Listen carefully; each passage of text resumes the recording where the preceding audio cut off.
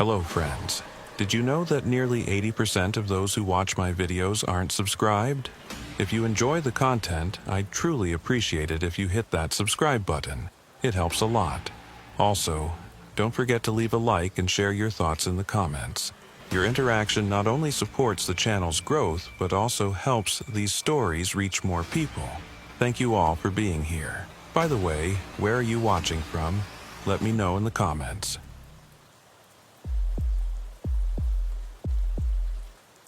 My name is Special Agent Marcus Keenan, and I've been with the Los Angeles Field Office for 9 years. I've worked everything from organized crime to counterterrorism, but nothing prepared me for what started on October the 3rd, 2023. It was a Tuesday morning, just after 6 a.m. when my phone rang. I was already awake, sitting in my apartment in Culver City, drinking black coffee and reading through case files from an ongoing fraud investigation. The call came from dispatch.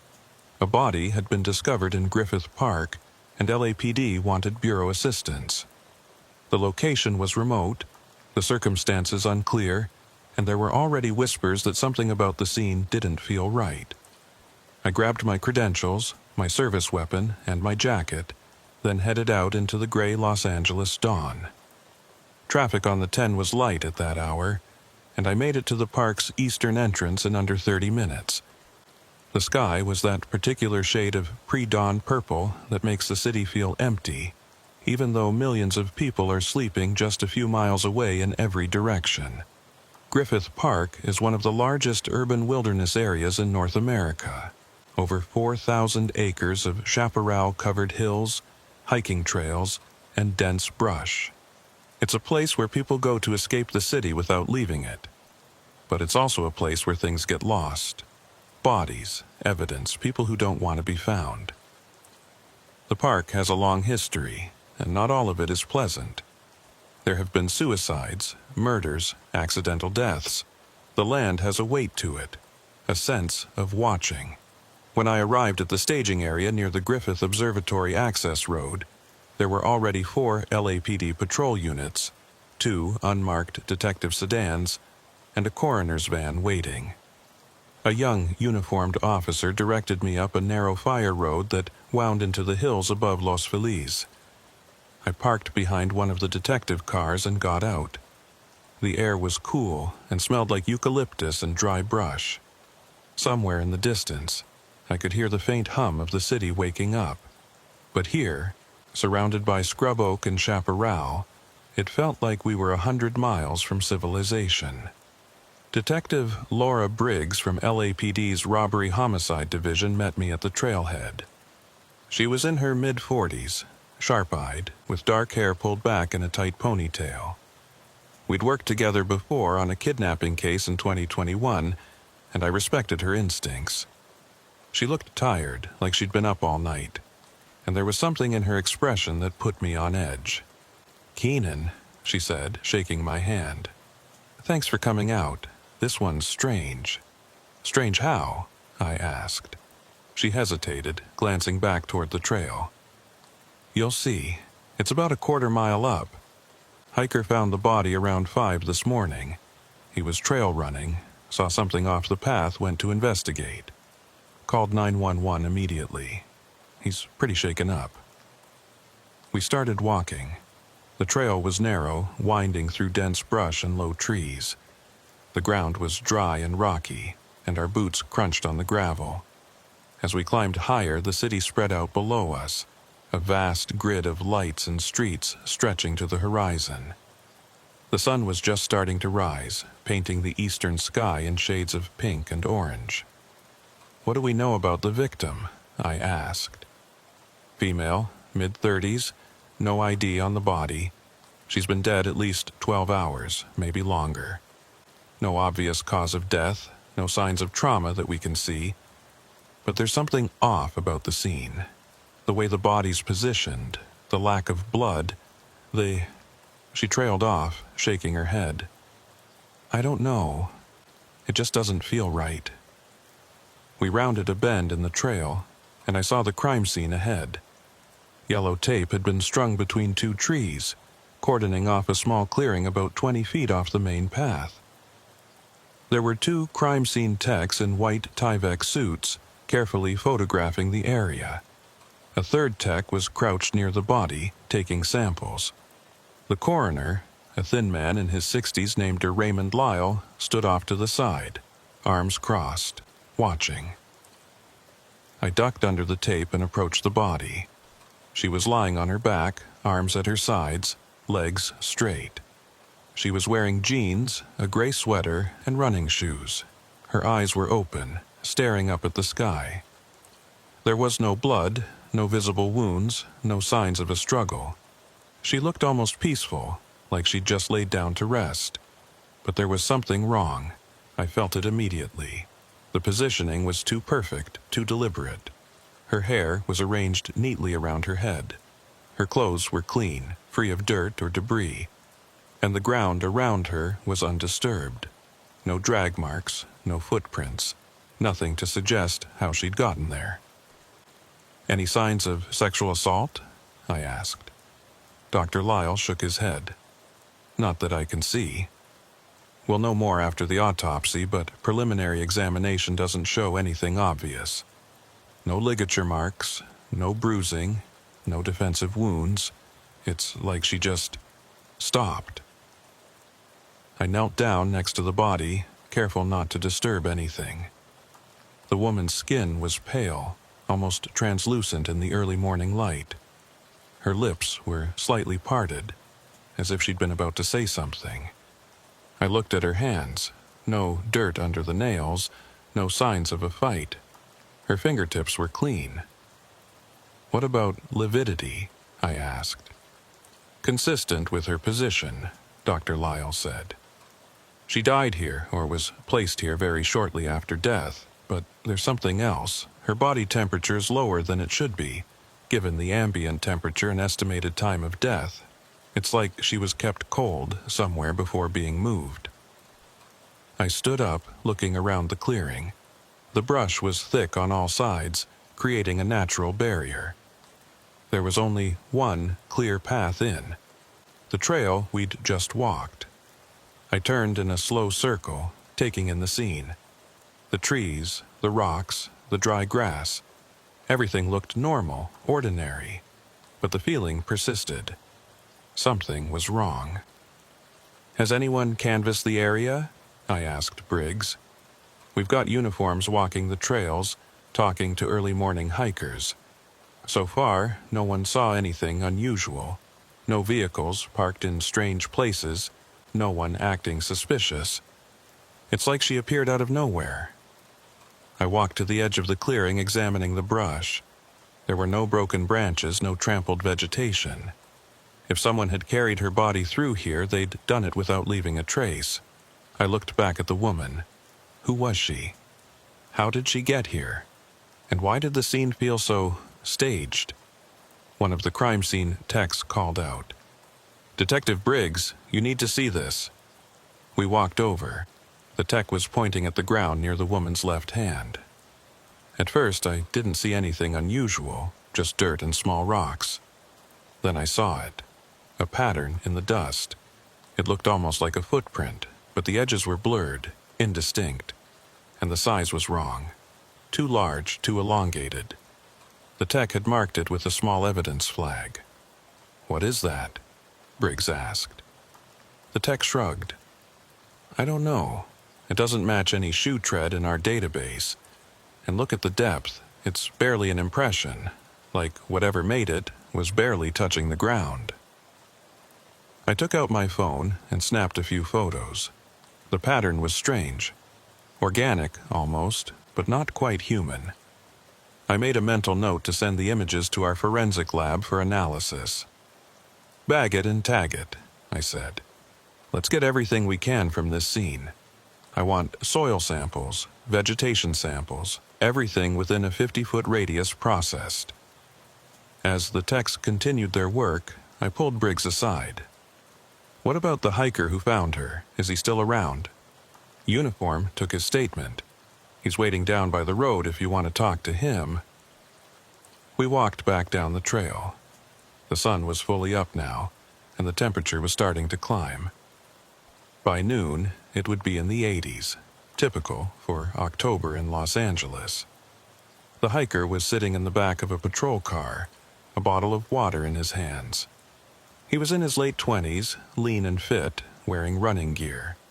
His face was pale, and his hands were shaking slightly. I introduced myself and asked him to walk me through what happened. His name was Derek Paulson, and he lived in Silver Lake. He'd been running the same trail 3 times a week for the past year. This morning, he'd started his run just before 5, when it was still dark. He liked running early, he said, before the park got crowded. I was about 20 minutes in when I saw something off the trail, he said, his voice shaky. At first, I thought it was a sleeping bag or some trash. But then I got closer and saw it was a person, a woman. I called out to her, thought maybe she was sleeping or hurt, but she didn't move. I got closer and I could see her eyes were open. That's when I knew. "Did you touch anything?" I asked. He shook his head quickly.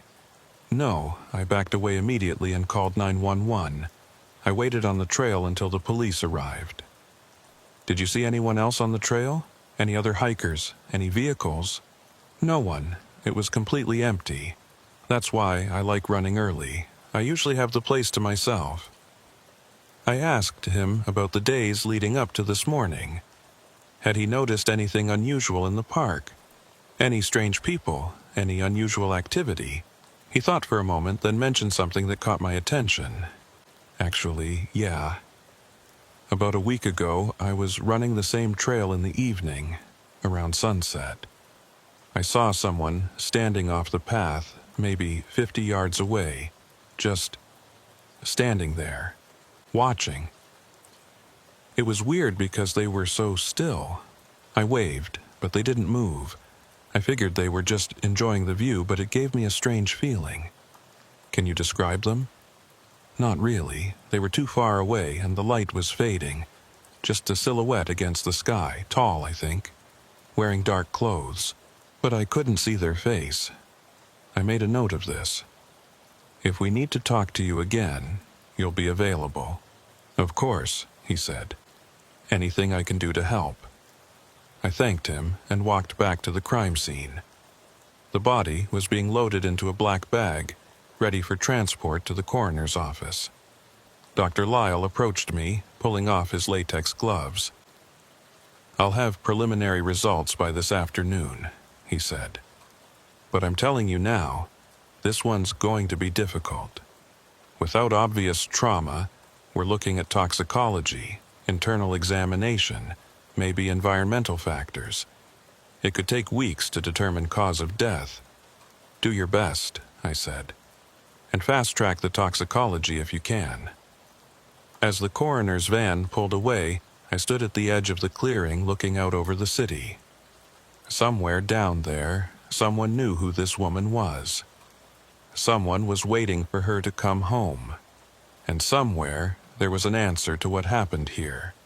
But as I stood there in the morning sun, surrounded by the vast emptiness of Griffith Park, I had the distinct feeling that finding that answer was going to be more complicated than any case I'd worked before. That feeling, it turned out, was right. By noon, we had set up a command post at the Los Angeles field office on Wilshire Boulevard. The victim's body was at the coroner's office undergoing autopsy. Crime scene evidence was being processed at the FBI's forensic lab. And I was sitting in a conference room with Briggs, a forensic analyst named Rick Torres, and my partner, Special Agent Jennifer Vasquez. Vasquez had been with the Bureau for 6 years, most of that time in white-collar crime before transferring to violent crimes. She was methodical, analytical, and had a talent for seeing patterns that others missed. She'd spent the morning reviewing the crime scene photos and the initial reports, and she had questions. "The positioning bothers me," she said, pointing at an image on her laptop screen. "Look at how symmetrical everything is. Her arms, her legs, even her hair. This wasn't accidental. Someone arranged her this way." "Staging," Torres said. "Classic sign of a personal connection. Someone who knew her, who cared about how she looked in death. Or someone sending a message, Briggs added. I pulled up the photos of the strange footprint. What about this? Any progress on identification? Torres shook his head. I've run it through every database we have. It doesn't match any known shoe pattern, boot tread, or even animal track. The dimensions are all wrong. It's almost like it was made by something that was barely there. Meaning what? Vasquez asked. I don't know, Torres admitted. The pressure distribution is inconsistent with normal human locomotion. And look at the edges. They're blurred, like the image was slightly out of focus. But it's not an artifact of the photography. The physical impression in the dirt shows the same characteristics. I sat back, thinking. Nothing about this case made sense. No ID, no cause of death, no clear crime scene, and physical evidence that defied explanation. We needed to identify the victim. That was the first priority. What about missing persons reports? I asked Vasquez. I've been checking.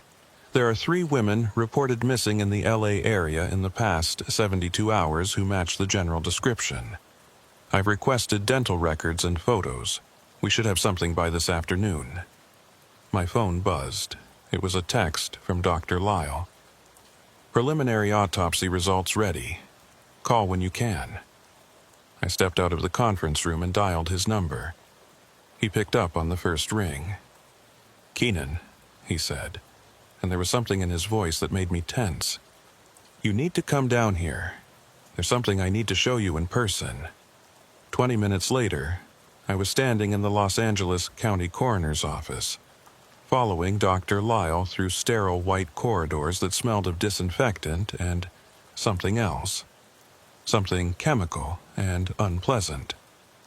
We entered an examination room where the victim's body lay on a stainless steel table, covered by a white sheet. Dr. Lyle pulled on fresh gloves and folded back the sheet, revealing the woman's torso. Her skin was pale under the harsh fluorescent lights. He pointed to several areas on her chest and abdomen. No external trauma, as we noted at the scene, he said. But when I opened her up, I found something unusual. Massive internal hemorrhaging in multiple organ systems. Liver, spleen, kidneys. It's like something caused catastrophic damage to her internal organs without leaving any external marks. Blunt force trauma? That was my first thought. But there's no bruising, no broken ribs, no signs of impact. And the pattern of damage doesn't match any mechanism of injury I've seen before. It's like her organs just failed all at once. He pulled up a series of images on a nearby computer screen. I saw cross-sections of organs, tissue samples, blood work results. Everything looked wrong. Tissues that should have been healthy were damaged. Cells that should have been intact were destroyed. Toxicology. That's the other strange thing. I found traces of several compounds in her system that I can't identify. They're not in any database. They're not drugs, not poisons, not anything I've encountered before. I've sent samples to the FBI lab for advanced analysis, but preliminary results suggest these compounds aren't synthetic. They're biological in origin. Biological?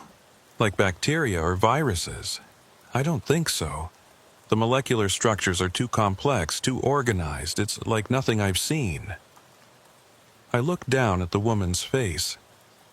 Her eyes had been closed now, giving her a more peaceful appearance. But there was nothing peaceful about what had happened to her. She had died in agony, her body destroying itself from the inside. What about identification? I asked. No hits on fingerprints. Her dental work is minimal. No fillings, no crowns, nothing distinctive. I've documented all identifying features. A small scar on her left knee, a birthmark on her right shoulder. But without a match in the system, we're going to need DNA or someone to come forward with a missing persons report that fits. I thanked Dr. Lyle and headed back to the office. On the drive, I called Vasquez with an update. She'd made progress on the missing persons reports. One of the women had been located safe in San Diego, and another had turned up at her mother's house in Orange County. That left one possibility. Natalie Greer, a 34-year-old freelance graphic designer who lived in Echo Park and had been reported missing by her roommate 2 days ago. By the time I got back to the office, Vasquez had tracked down the roommate, a woman named Michelle Torres, who worked as a barista in Silver Lake. We drove out to meet her at the coffee shop where she worked, a small independent place on Sunset Boulevard with exposed brick walls and mismatched furniture. Michelle was in her late 20s, with dyed blue hair and multiple piercings. She looked exhausted, with dark circles under her eyes. She led us to a corner table away from the other customers and sat down heavily. "Is it her?" she asked immediately. "Is it Natalie?" "We don't know yet," I said gently. "We need to ask you some questions to help with identification. Can you tell us about Natalie? When did you last see her?" Michelle took a shaky breath. "Sunday night, she went for a walk. She does that sometimes when she's stressed about work. She said she was going to Griffith Park to clear her head. She likes to watch the sunset from one of the trails, but she never came back." "Did she go alone?" "Yeah, always. Natalie liked being by herself. She was kind of introverted, you know. Needed that alone time to recharge." "Did she mention anything unusual? Anyone following her? Anyone making her uncomfortable?" Michelle thought for a moment. "Not recently, but about 2 weeks ago she said something weird. She was coming back from a run in the park and she said she felt like someone was watching her. She couldn't see anyone, but she had this feeling. She kind of laughed it off, said she was being paranoid." The hairs on the back of my neck stood up. "Did she describe this feeling in any more detail?" "She said it was like cold spots, you know? Like when you walk past an open freezer at the grocery store. She felt these pockets of cold air on the trail, even though it was a warm day. And she kept turning around, thinking someone was behind her, but no one was ever there." Vasquez and I exchanged a glance. This matched the hiker's report of seeing someone standing motionless on the trail. But cold spots? That was new. "Does Natalie have any dental records we could access? Any medical records?" "Her dentist is in Pasadena. I can get you the name. And she goes to a clinic in Los Feliz for routine stuff. I have her insurance information at home." We collected all the details we needed and promised to keep Michelle updated. As we drove back to the office, Vasquez voiced what I was thinking. Cold spots. People watching from the shadows. A feeling of being followed. This is starting to sound less like a murder investigation and more like something else. "We follow the evidence," I said. "That's all we can do." But even as I said it, I knew this case was different. There was something about Griffith Park, about the way Natalie Greer had died that didn't fit into any normal investigative framework. And as the afternoon wore on, things only got stranger. By 5 p.m., we had confirmation from dental records. The body was indeed Natalie Greer. We notified her family, her parents lived in Sacramento, and began the process of building a timeline of her final days. Her phone had been found at the crime scene, undamaged. Our tech team was able to access it, and what they found raised more questions than answers. The last text message Natalie had sent was to Michelle on Sunday evening at 6:47 p.m. "Heading to the park. Back soon." Her phone's GPS showed her location at that time as her apartment in Echo Park. Then, at 7:03 p.m., her phone registered a location on the Hogback Trail in Griffith Park. After that, nothing. No more texts, no calls, no app usage. The phone had stayed in that location until it was recovered by crime scene techs. But here's where it got strange. The phone's internal sensors, accelerometer, gyroscope, ambient light, showed anomalous readings starting at 7:15 p.m. and continuing for approximately 30 minutes. The accelerometer recorded sudden, violent movements that didn't match any normal activity. The ambient light sensor fluctuated wildly, going from complete darkness to bright light and back again, despite the fact that sunset on Sunday had been at 6:32 p.m. and civil twilight had ended by 7 o'clock p.m. What could cause this? Vasquez asked the tech analyst, a young woman named Sarah Kim. I don't know, Kim said, scrolling through the data. It's like the phone was being shaken violently while being exposed to strobe lights. But there's no video or photo data from that time period. And look at this. The temperature sensor shows a drop of 15 degrees in less than 2 minutes. That shouldn't be possible. I looked at the graph on her screen. The temperature reading went from 68 degrees Fahrenheit to 53 degrees in a span of 120 seconds, then slowly climbed back up over the next hour. Combined with Natalie's earlier experience of cold spots in the park, this was beginning to form a pattern. What about the camera? I asked. Did she take any photos that evening? Kim pulled up Natalie's photo gallery. The last photo had been taken at 7:04 p.m., a picture of the trail ahead, bathed in the last light of sunset. The composition was simple, a dirt path winding upward through chaparral, with the city visible in the background. But there was something in the image that made me lean closer.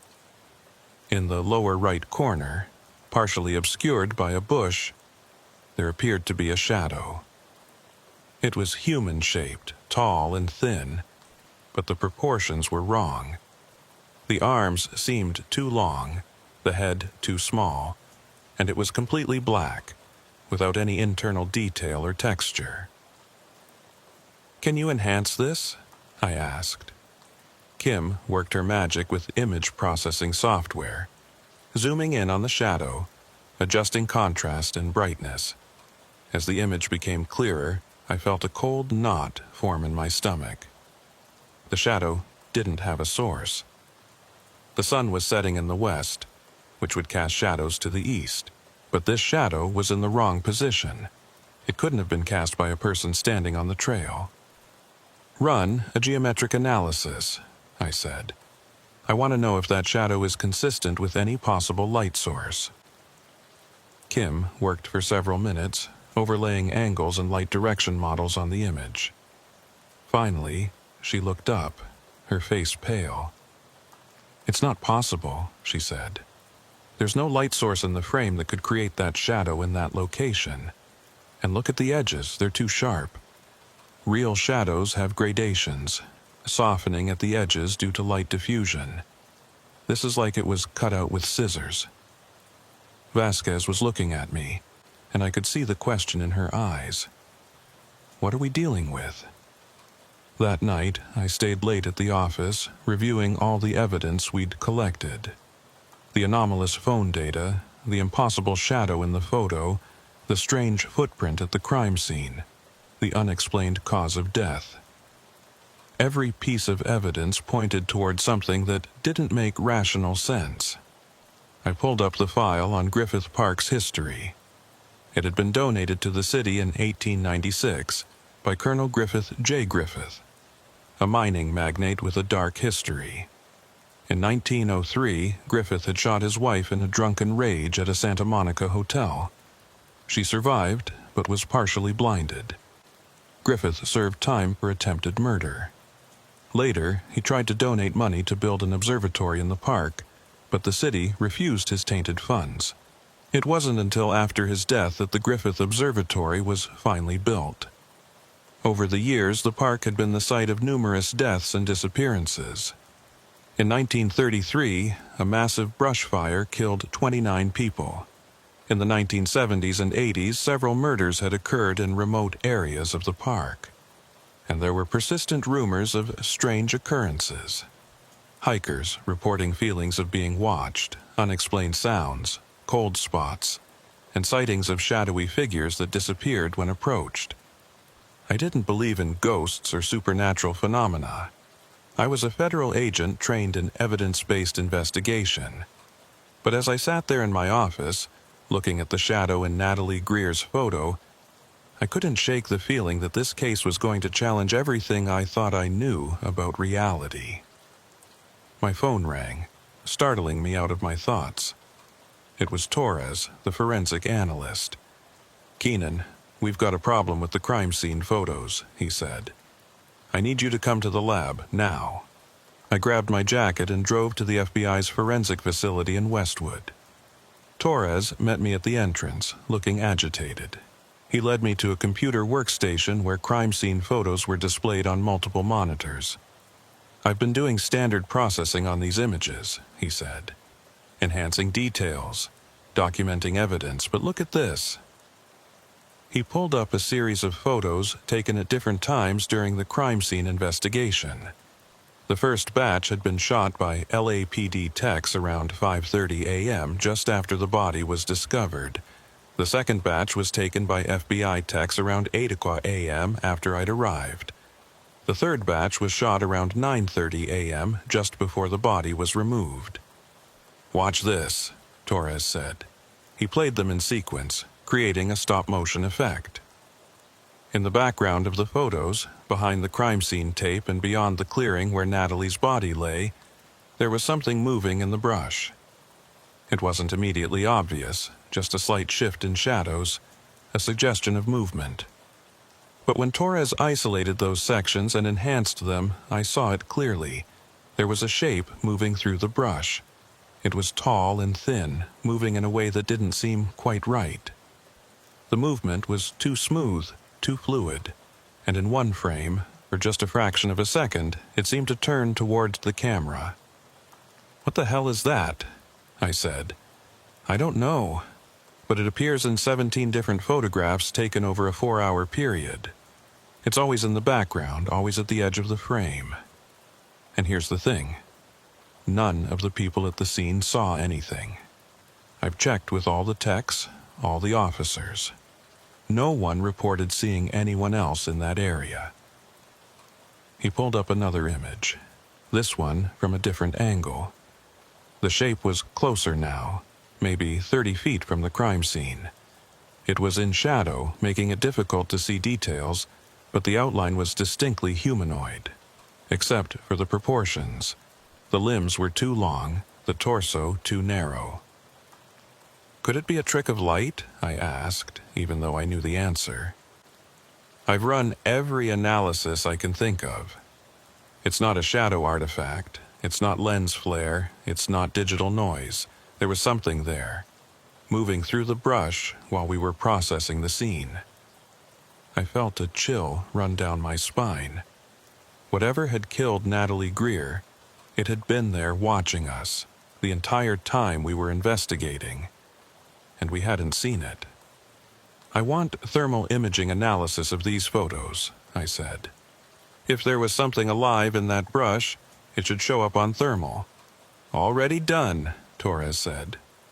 "That's what I wanted to show you." He pulled up thermal overlays of the crime scene photos. Most of the image showed exactly what you'd expect. Cool blues and greens for the ground and vegetation. Warm yellows and oranges for the people at the scene. But in the area where the shape had been moving, there was nothing. No heat signature at all. "That's not possible," I said. "Everything has a heat signature. Even cold-blooded animals, even reptiles.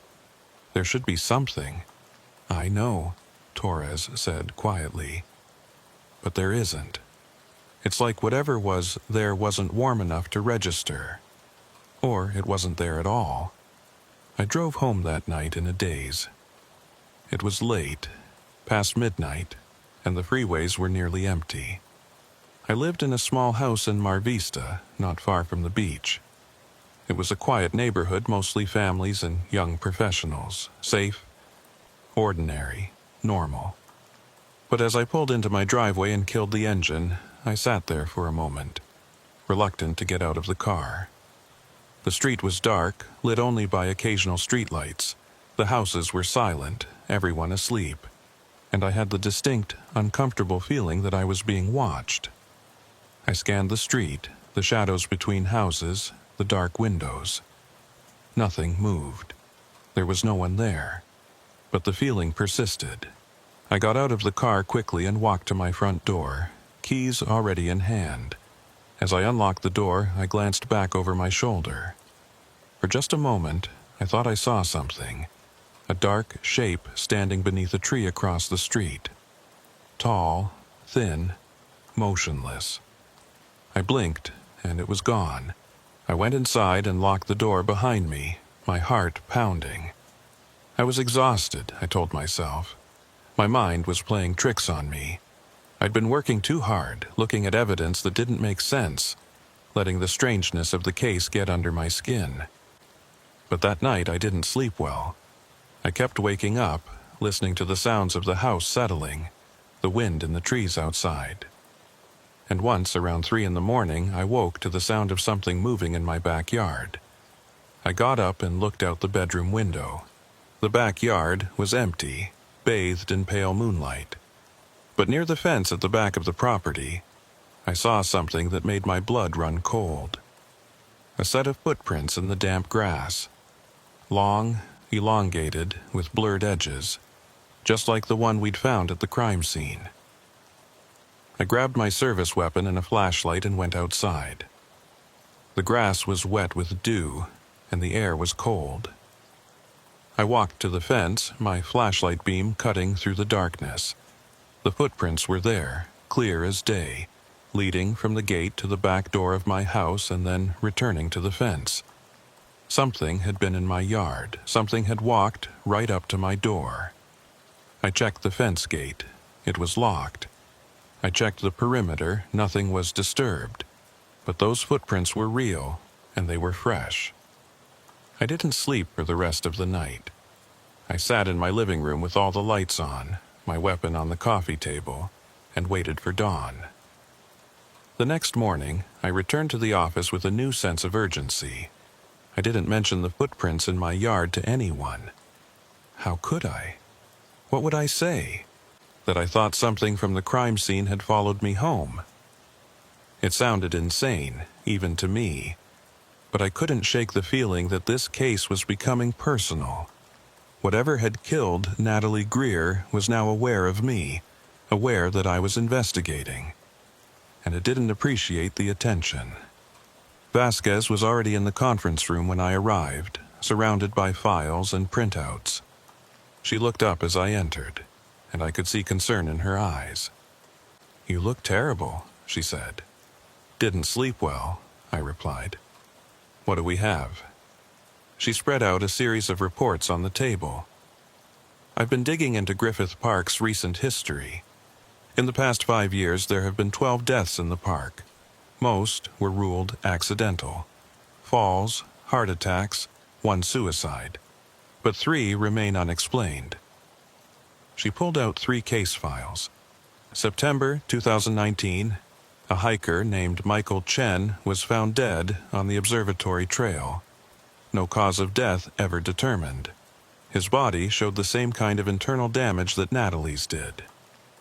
July 2021.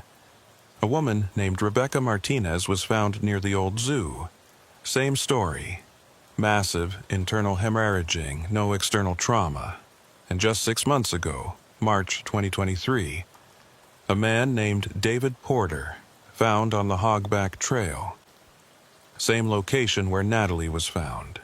Same unexplained internal injuries. I felt my stomach drop. Why wasn't this connected before? Different investigators, different jurisdictions. The first 2 were handled by LAPD, the third by park rangers. No one put the pattern together because there was no pattern to see, no obvious connection beyond the location. "Until now," I said. Vasquez nodded. "Until now. 4 deaths, all in Griffith Park, all with the same characteristics. And I'd be willing to bet that if we could access their phones, we'd find the same anomalous sensor data." I sat down heavily. This wasn't just a murder investigation anymore. This was something bigger, something that had been happening for years, and we were just now seeing it. "We need to go back to the park," I said. "Tonight. I want to see that trail after dark, see if we can witness whatever these people experienced." Vasquez looked at me like I'd lost my mind. "That's not protocol, Keenan. We should bring in a full team, get Park Service involved, do this properly.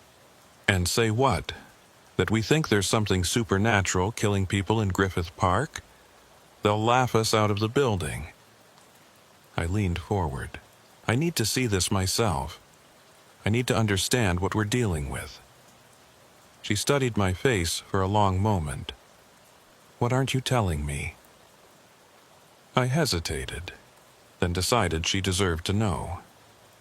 I told her about the footprints in my yard, about the feeling of being watched. When I finished, she was quiet for a moment. "This is dangerous," she finally said.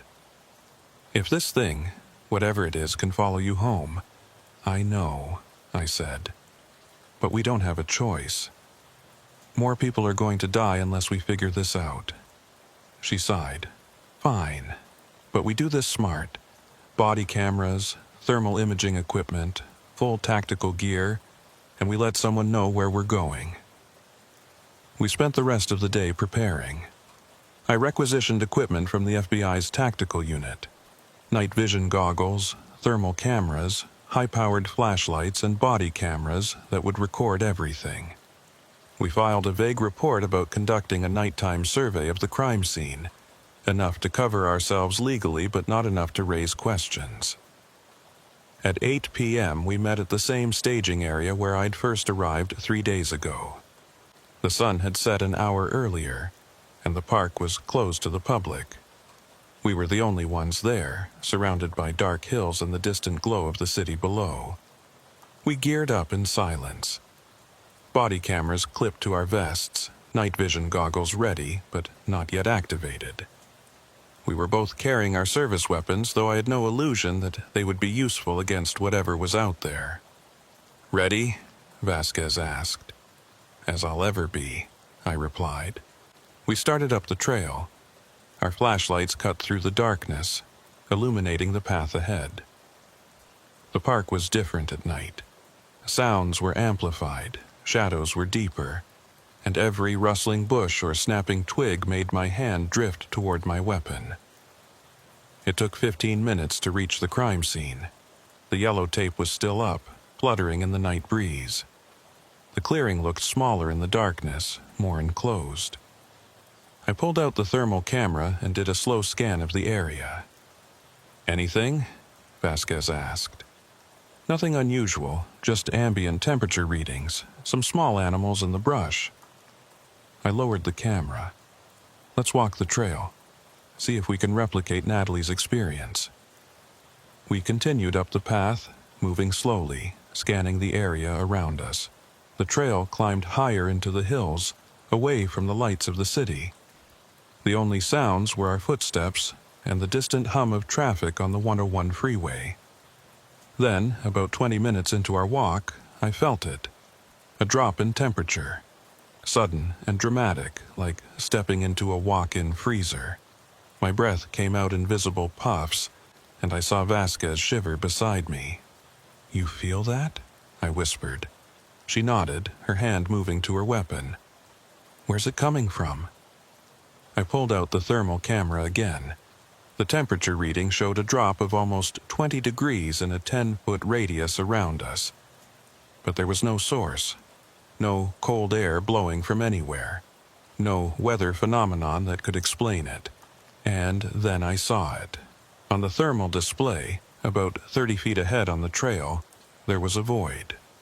A space where there should have been thermal data, but there was nothing. It was like looking at a hole in reality, a space where heat simply ceased to exist. "Vasquez," I said quietly, "look at this." She leaned over, and I saw her face go pale as she looked at the thermal display. "What is that?" "I don't know, but I think we're about to find out." I switched on my night vision goggles. The world turned green and grainy, but objects became clearer. And there, standing motionless on the trail ahead, was something that made every rational thought in my mind scream in protest. It was tall, easily 7 feet, and impossibly thin. Its limbs were elongated, hanging at its sides with a stillness that no living thing should possess. It had a vaguely human shape, but the proportions were all wrong. And where its face should have been, there was nothing but darkness. "Do you see it?" I whispered to Vasquez. Her voice was barely audible. "Jesus Christ, what is that?" The shape didn't move. It just stood there, as if waiting, or watching. I felt my training kick in, my mind trying to categorize what I was seeing, trying to fit it into some framework I could understand. But there was no framework. This was something beyond my experience, beyond anything I'd been trained to handle. I reached for my body camera, making sure it was recording. Whatever happened next, there needed to be evidence. "FBI!" I called out, my voice sounding too loud in the silent park. "Identify yourself." No response.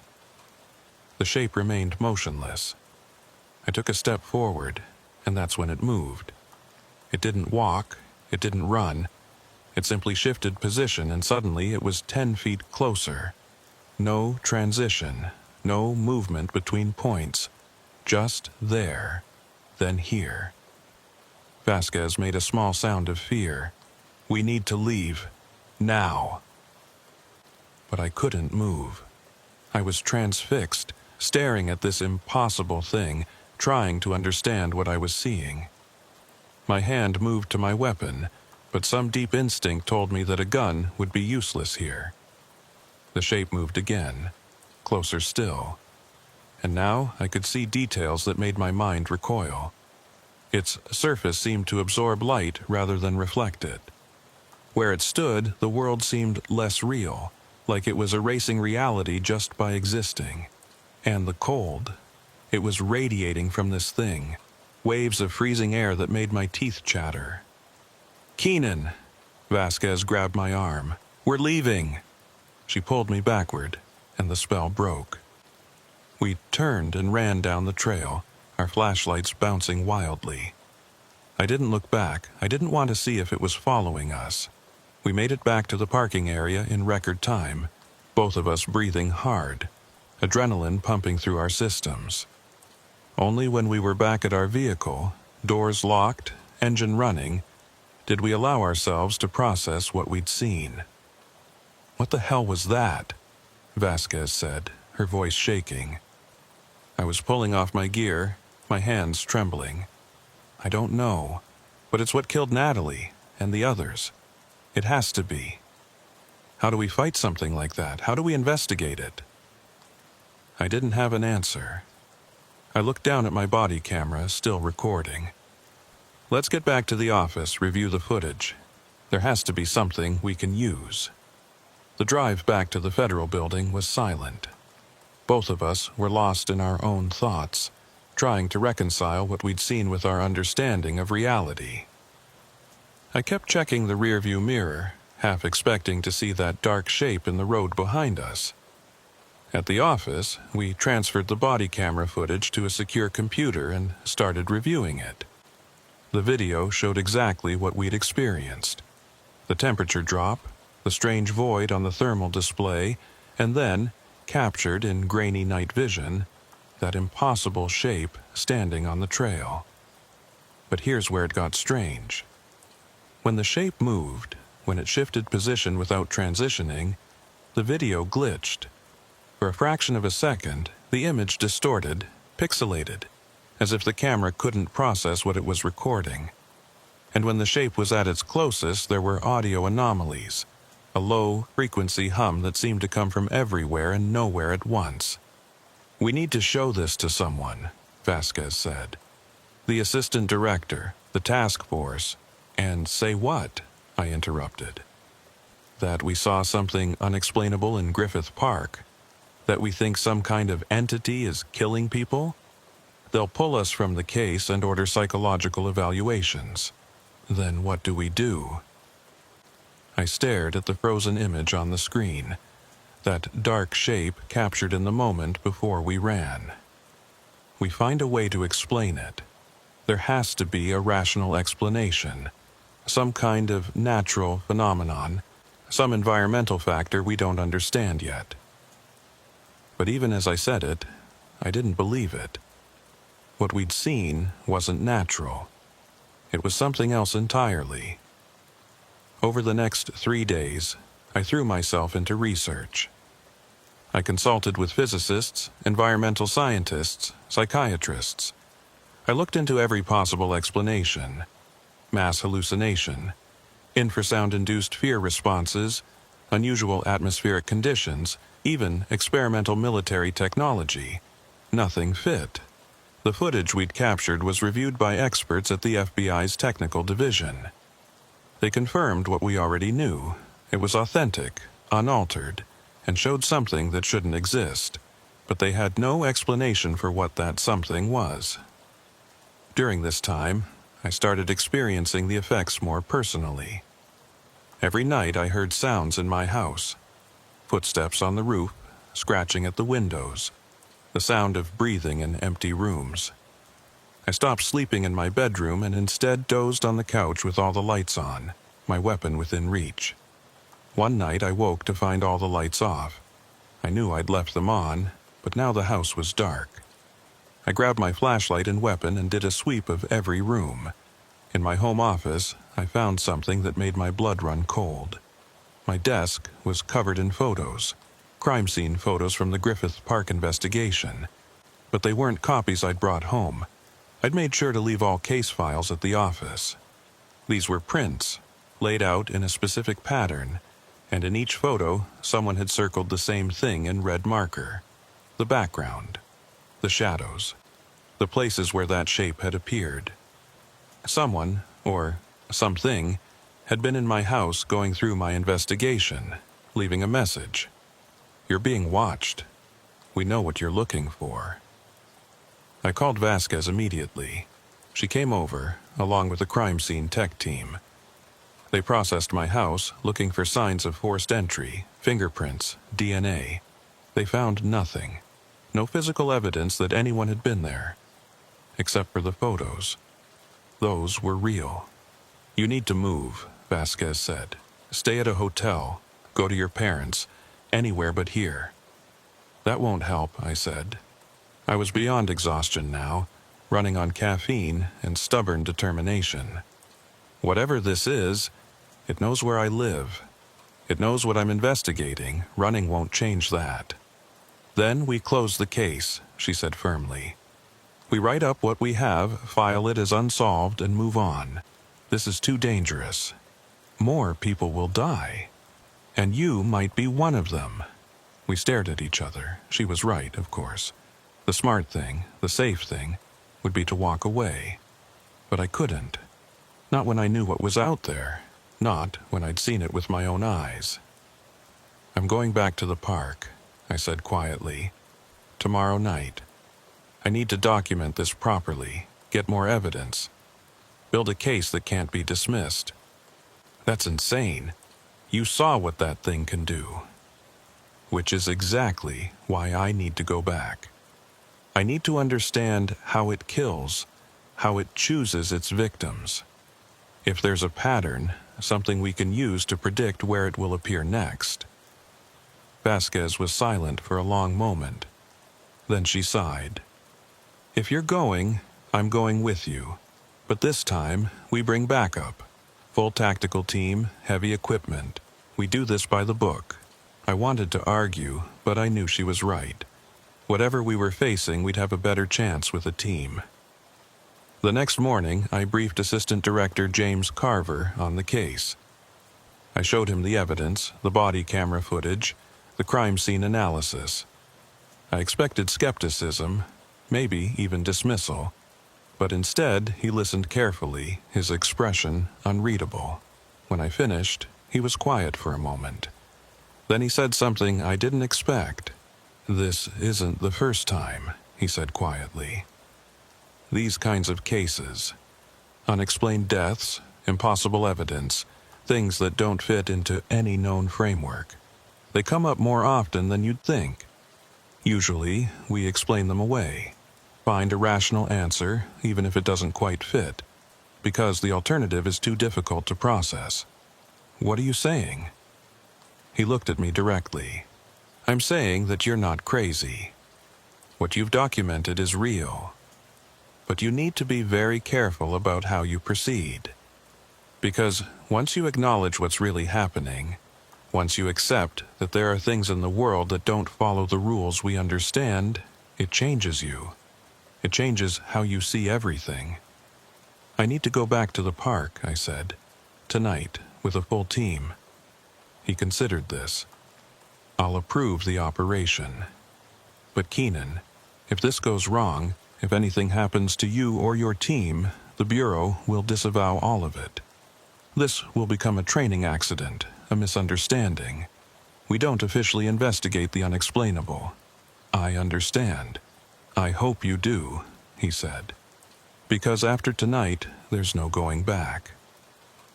That evening, 8 of us gathered at the Griffith Park staging area. Me, Vasquez, 4 members of the FBI's hostage rescue team, and 2 technical specialists with advanced monitoring equipment. We were armed, equipped, and as prepared as we could be for an encounter with something that defied explanation. The mission parameters were simple. Return to the location where Vasquez and I had encountered the entity, document it with multiple cameras and sensors, and attempt to determine its nature and origin. We were authorized to use force if necessary, though no one believed standard weapons would be effective. We moved up the trail in formation, the HRT operators taking point and rear guard, with the tech specialists in the middle. Every piece of equipment was recording: body cameras, thermal imagers, electromagnetic field detectors, even a Geiger counter. If there was anything unusual about this entity, we were going to document it. The cold hit us at exactly the same spot as before. Sensors registered a temperature drop of 23 degrees in less than 30 seconds. EMF detectors went wild, showing massive fluctuations in the local electromagnetic field. The Geiger counter remained silent, no radiation. Contact, one of the HRT operators said quietly. 30 meters ahead, center of the trail. I activated my night vision and saw it again. That impossible shape, standing motionless, waiting. Except this time, it wasn't alone. There were 3 of them. 3 tall, elongated figures, spaced evenly across the trail, all standing perfectly still, all radiating that same reality-warping presence. Multiple contacts, I reported into my radio. 3 entities, blocking the trail. Orders, sir? The HRT team leader asked. I didn't know what to say. How do you engage something that might not be physical? How do you fight something that exists outside normal reality? Attempt communication, I said. Loudspeaker. One of the techs activated a portable PA system. This is the Federal Bureau of Investigation. Identify yourselves. No response. The figures didn't move. If you can understand us, we need to communicate. We're investigating multiple deaths in this area. We believe you may have information. Still nothing. But I noticed something. The figure in the center tilted its head slightly, as if listening. It was the first voluntary movement I'd seen from any of them. We're not here to harm you, I continued. We just want to understand what's happening. And then, for the first time, they moved. All 3 shifted position simultaneously, closing the distance between us by half. No transition, just there, then here. The HRT operators raised their weapons, training laser sights on the figures. The laser beams hit the entities and simply stopped, absorbed into that light-consuming darkness. Hold fire, I ordered. Nobody shoots unless I give the command. The entities moved again, now only 10 feet away. I could feel the cold radiating from them, see the way reality seemed to bend and distort in their presence. My mind was screaming at me to run, but I forced myself to stand still. And then I heard it. A sound barely audible, like wind through a narrow canyon.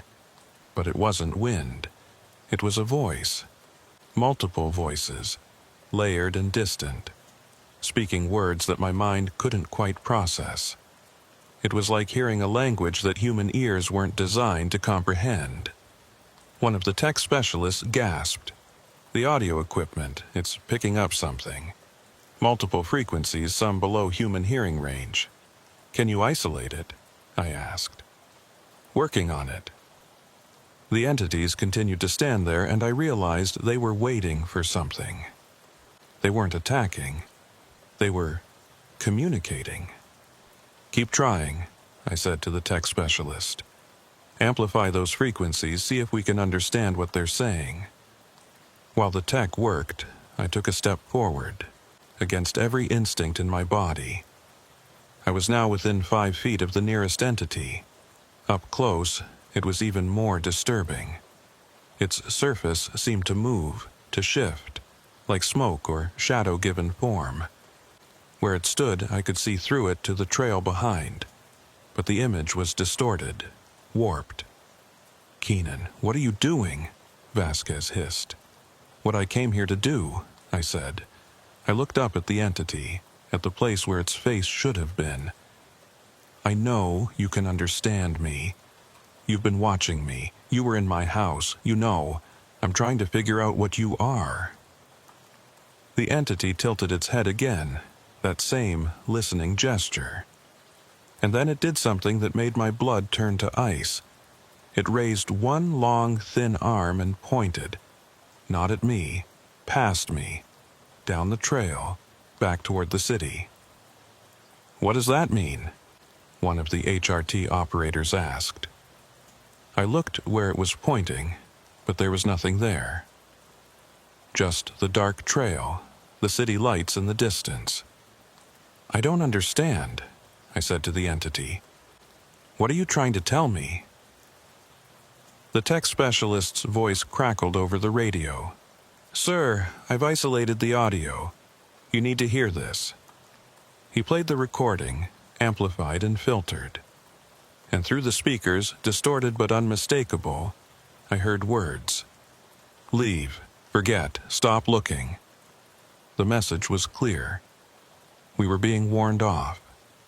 Whatever these entities were, they didn't want to be investigated. They wanted to be left alone. "I can't do that," I said, still looking at the entity. "People are dying. I need to know why. I need to know how to stop it." The entity's arm lowered, and then all 3 of them moved again, this time appearing directly in front of us, close enough that I could have reached out and touched them if I dared. The cold was overwhelming now. I could see ice forming on our equipment, frost spreading across the lenses of our cameras. The EMF detectors were maxed out, showing readings that shouldn't be possible. "Keenan, we need to abort," Vasquez said urgently. "This is too dangerous." But I couldn't move. I was frozen, staring at these impossible beings, trying to understand. And then the entity directly in front of me did something that answered every question I had. It reached out and touched the nearest HRT operator. The man screamed. It was a sound of pure agony, a sound I'll never forget. He dropped his weapon and collapsed, convulsing on the ground. Medical alarms went off on his vest monitor, showing his heart rate spiking, his blood pressure plummeting. "Get him back!" I shouted. 2 operators grabbed their teammate and started dragging him down the trail. "Everyone, fall back! Fall back now!" We retreated in controlled chaos, pulling the wounded operator with us. The entities didn't follow. They just stood there watching us go, their message delivered. We made it back to the vehicles and loaded the injured operator into an ambulance that was standing by. I rode with him to the hospital, watching as EMTs worked frantically to stabilize him. His vitals were all over the place. His body temperature had dropped to dangerous levels, and he was bleeding from his nose and ears. "What happened to him?" one of the EMTs asked me. I didn't have an answer that would make sense. He survived, though he spent 2 weeks in intensive care. The doctors couldn't explain his injuries. Massive internal trauma, organ damage, neurological issues, all consistent with the victims we'd found in Griffith Park. But he was strong, young, and he received treatment immediately. He pulled through. But he was different afterward, quieter, haunted. He refused to talk about what he'd experienced when that entity touched him. The only thing he ever said to me was, "Wadi, they showed me something. Something I wasn't supposed to see, and now I can't unsee it." The operation was officially classified as a training accident. The footage we captured was locked away in a secure facility, accessible only to a handful of people with the highest clearance. The Griffith Park investigation was closed, filed under death by misadventure for Natalie Greer and the other victims. I was ordered to see a bureau psychiatrist, undergo evaluation. I passed, barely. Told them what they wanted to hear, that it was stress, that the lighting conditions were poor, that what we'd seen could be explained by natural phenomena we didn't fully understand. But I knew the truth. And so did everyone else who'd been there that night. Vasquez transferred to the San Francisco office 2 months later. She said she needed a change of scenery, but I knew the real reason. She couldn't look at Griffith Park anymore without thinking about what we'd seen, what we'd documented, what we couldn't explain. The case file sits in my desk drawer now, though I haven't opened it in weeks. I tell myself I've moved on, that I'm focused on other investigations. But that's a lie, because I still see them. Not in Griffith Park, I haven't been back there since that night, but in other places, in shadows that are too dark, in reflections that don't quite match reality. I see them watching me from the corners of my vision, always present, always waiting. And every night, I hear the message they gave us, replayed in my dreams. Leave, forget, stop looking. But I can't forget. I can't unsee what I've seen, can't unknow what I know. There are things in this world that exist beyond our understanding, beyond our ability to categorize and control. Things that have been here long before us and will remain long after we're gone. The Bureau doesn't investigate the unexplainable. But now I know why. Because some doors, once opened, can never be closed again.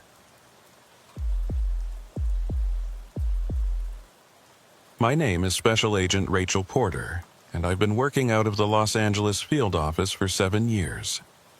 Most of that time has been spent on white-collar crime and public corruption cases, the kind of investigations that involve spreadsheets, wiretaps, and months of document review.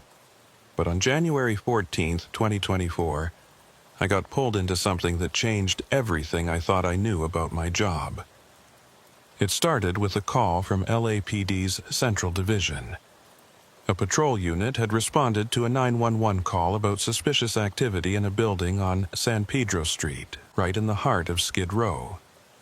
When officers entered the building, they found something that made them immediately contact the Bureau.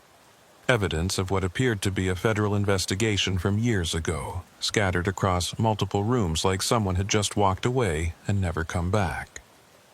I was assigned the case along with my partner, Special Agent Thomas Brennan. Tom had been with the Bureau for 15 years, most of it in violent crimes. He was methodical, patient, and had seen just about everything. Or so we both thought. We met at the Federal Building on Wilshire at 8:30 that morning. It was a cold January day by Los Angeles standards, maybe 60 degrees with gray clouds hanging low over the city. Tom was already waiting in the parking garage when I arrived, 2 cups of coffee in his hands. "Morning, Porter," he said, handing me one. You read the initial report?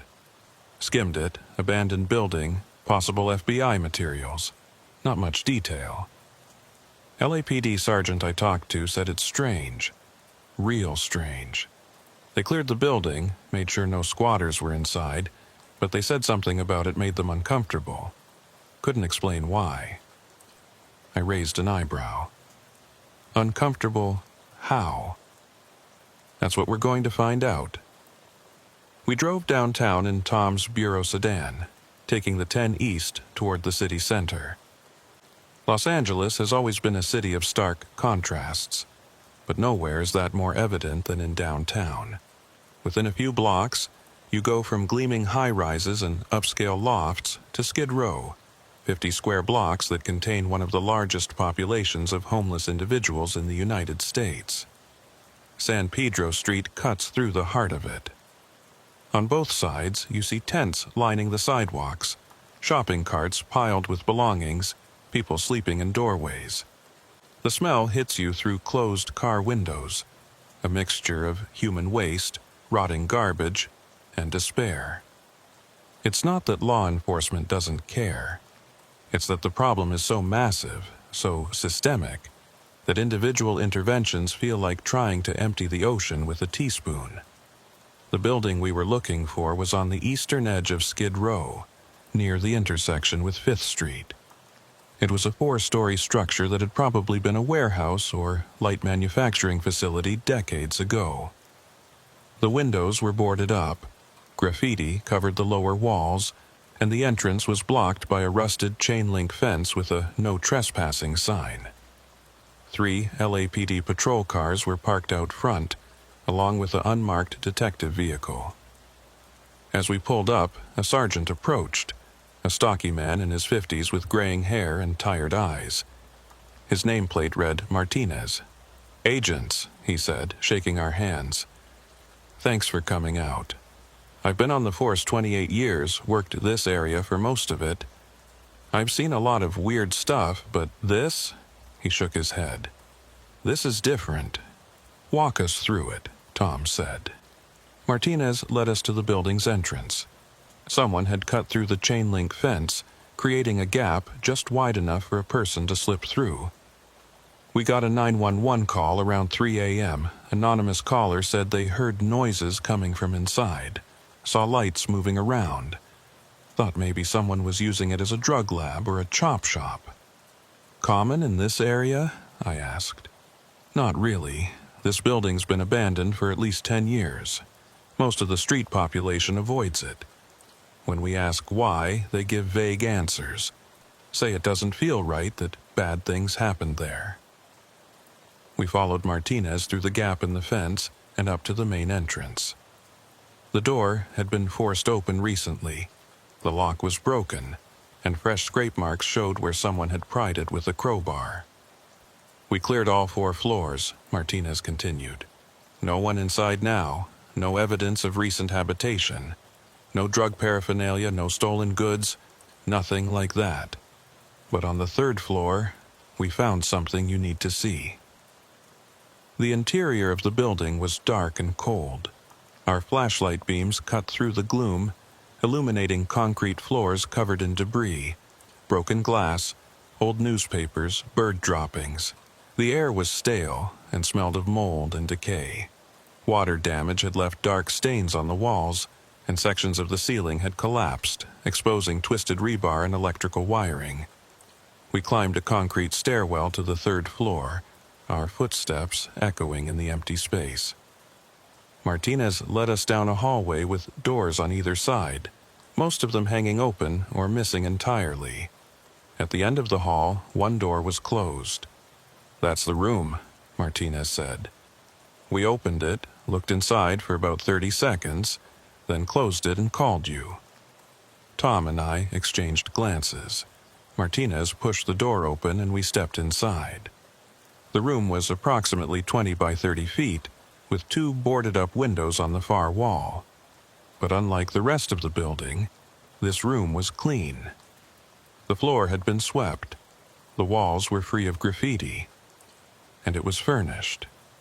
A metal desk sat against one wall, its surface covered with papers and file folders. 2 filing cabinets stood in the corner. A corkboard hung on the wall, covered with photographs, maps, and handwritten notes connected by red string.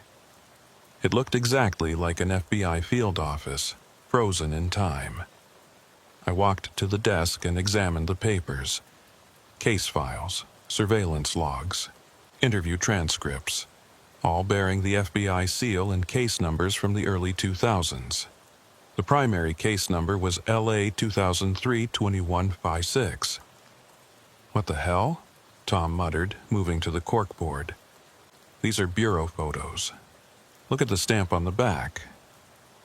I picked up one of the file folders and opened it. Inside were surveillance photos of several individuals, all dated September through December 2003. The photos showed various locations around downtown Los Angeles: street corners, building entrances, parking lots.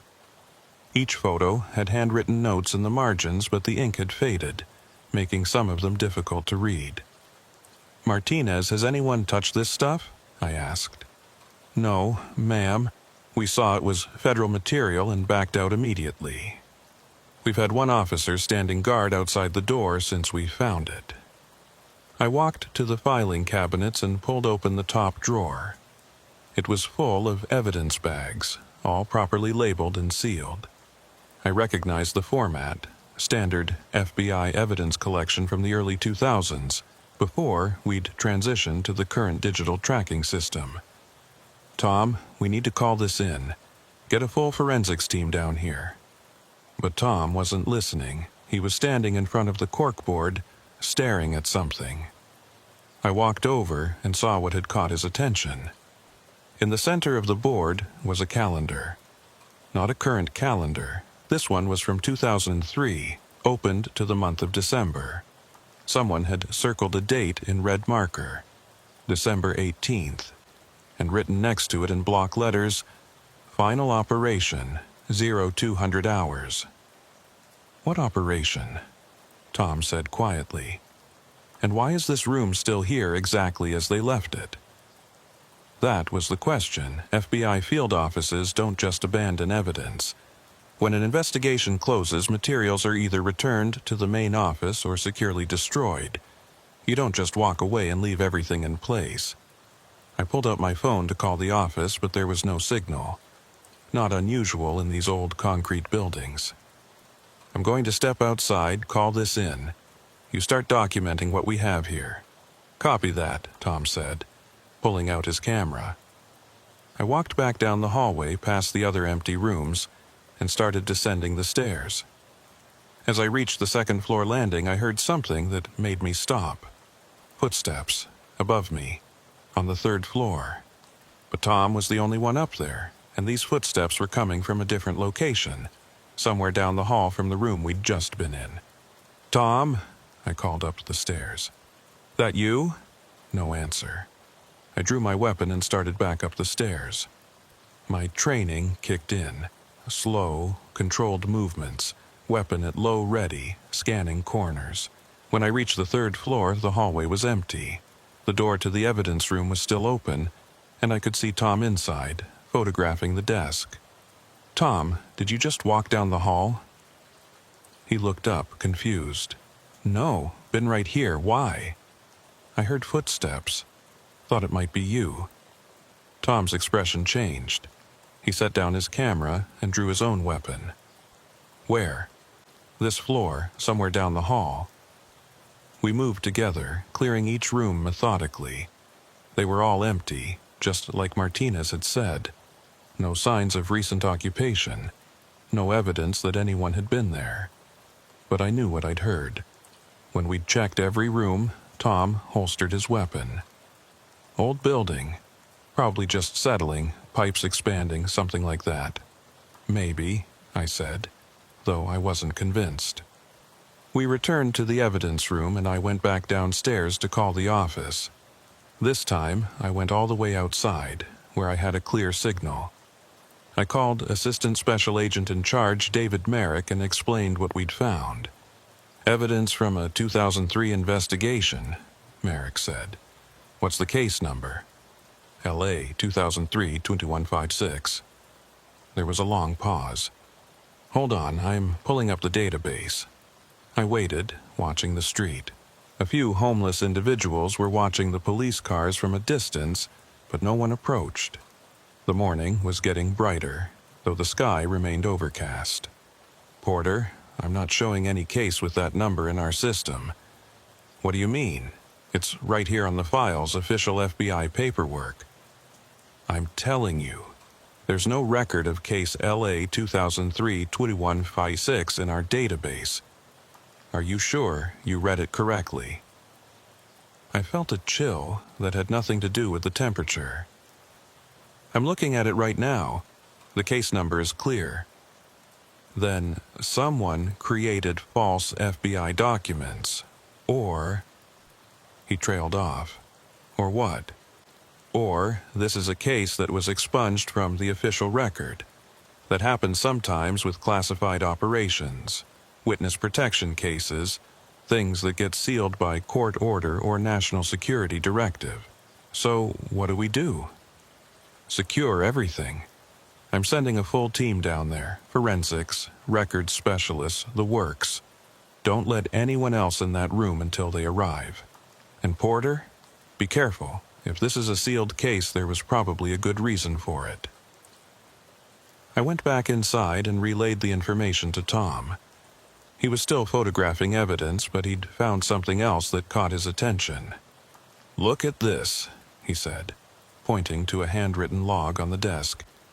It's a surveillance schedule, multiple agents, rotating shifts, watching several locations around Skid Row.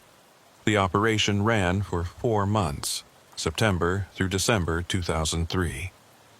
I leaned over his shoulder to read. The log listed names and times, but the names had been redacted. Thick black marker obscuring every agent identifier. Only the dates and locations remained visible. They were watching something specific, Tom said. See this address? 451 San Pedro Street. That's this building. They were conducting surveillance of this building from inside this building. Doesn't make sense unless... Tom pulled out his phone and started typing. I'm checking property records. Let me see who owned this building in 2003. While he worked, I examined the photographs on the corkboard more closely. Most showed street-level activity, people entering and exiting buildings, cars parked on corners, groups gathered on sidewalks. But a few photos were different. They showed the interior of this building, or one very similar to it. Dark hallways, empty rooms, concrete stairs. And in one photo, taken in what appeared to be this very room, there was something odd. The image showed the desk and filing cabinets just as they were now. But in the background, partially visible in the doorway, was a shadow. Human-shaped, but the proportions seemed wrong. The angle suggested it was very tall, or the photographer had been very low to the ground. Tom, look at this photo. He glanced over. What am I looking at? The doorway, that shadow. Tom squinted at the image. Could be one of the agents. Photo's pretty grainy. Maybe, but something about it bothered me. The shadow was too dark, too solid, and the edges were too sharp, even accounting for the low quality of the image. Tom's phone chimed. Got the property records. In 2003, this building was owned by a holding company called Meridian Properties. But get this, Meridian dissolved in December 2003. Assets were liquidated, and the building has been vacant ever since. December 2003, the same month this operation supposedly ended. Yeah, and I'm seeing something else. The dissolution was part of a federal investigation. Company officers were indicted on multiple counts of... Wait, this doesn't make sense. What? The charges were all dropped. Case dismissed with prejudice in January 2004. All records sealed by court order. Before I could respond, we heard voices from the hallway. The forensics team had arrived. Over the next hour, they processed the room, photographing everything, cataloging evidence, carefully removing files and materials. I stood back and watched, trying to piece together what had happened here 20 years ago. An FBI investigation of a property company conducted from inside this building. An operation that ended abruptly in December 2003, with all materials abandoned in place. Records expunged from official databases, court proceedings sealed. It had all the hallmarks of something that had gone very wrong. One of the forensics techs, a woman named Lisa Reyes, approached me with a puzzled expression. "Agent Porter, I found something strange." She led me to the corner of the room where the filing cabinet stood. "Look at the floor here. See these marks?" There were grooves in the concrete, as if the heavy filing cabinets had been moved repeatedly. But that wasn't unusual. Maybe the agents had rearranged the room during the investigation. "Now look at this," Reyes said. She pulled the filing cabinet away from the wall, revealing the floor behind it. Scratched into the concrete, crude but unmistakable, were words. "Don't open door. 4B. I felt my stomach tighten. "What's door 4B? Reyes shook her head. "No idea. But whoever wrote this wanted to make sure the message lasted." Tom came over to look. "Fourth floor, room B? Let's find out," I said. Martinez was still waiting in the hallway. When we asked him about the fourth floor, his expression darkened. "We cleared it, but yeah, there's something off about that floor. My officers reported feeling dizzy up there, like the air was too thick. One of them said he heard voices, but when we checked, there was nobody." "Did you check all the rooms?" "Every one we could access. There's a locked door at the end of the north hallway. Old deadbolt, solid metal. We tried to force it, but the damn thing wouldn't budge. Figured it could wait for bolt cutters." Tom and I exchanged glances. "Show us," I said. The fourth floor was different from the others. The air was indeed thicker here, harder to breathe. The temperature felt several degrees colder. And there was a smell, faint but unmistakable, of something chemical, like bleach or ammonia. Martinez led us down the north hallway. The door at the end was indeed locked, a heavy steel door with an industrial deadbolt. Someone had painted 4B on the door in white paint, though it had faded over the years. I pulled out my phone and called Merrick again, telling him about the warning scratched into the floor and the locked room. "Do not enter that room," he said immediately. "I'm serious, Porter. If someone from that operation left a warning, there's a reason. Wait for the full team.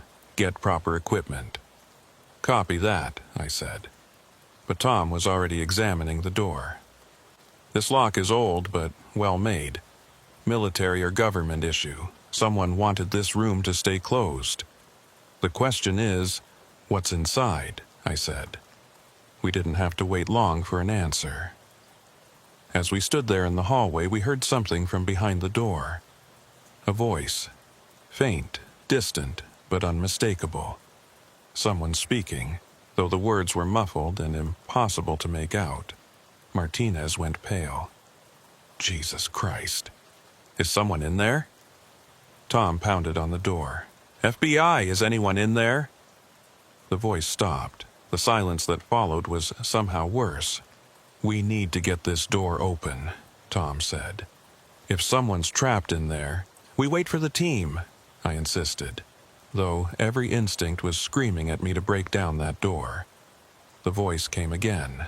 This time it was clearer, closer to the door, and what it said made my blood run cold. "He's been waiting for you. He knew you'd come back." I pressed my ear against the door. "Who's waiting? Who are you?"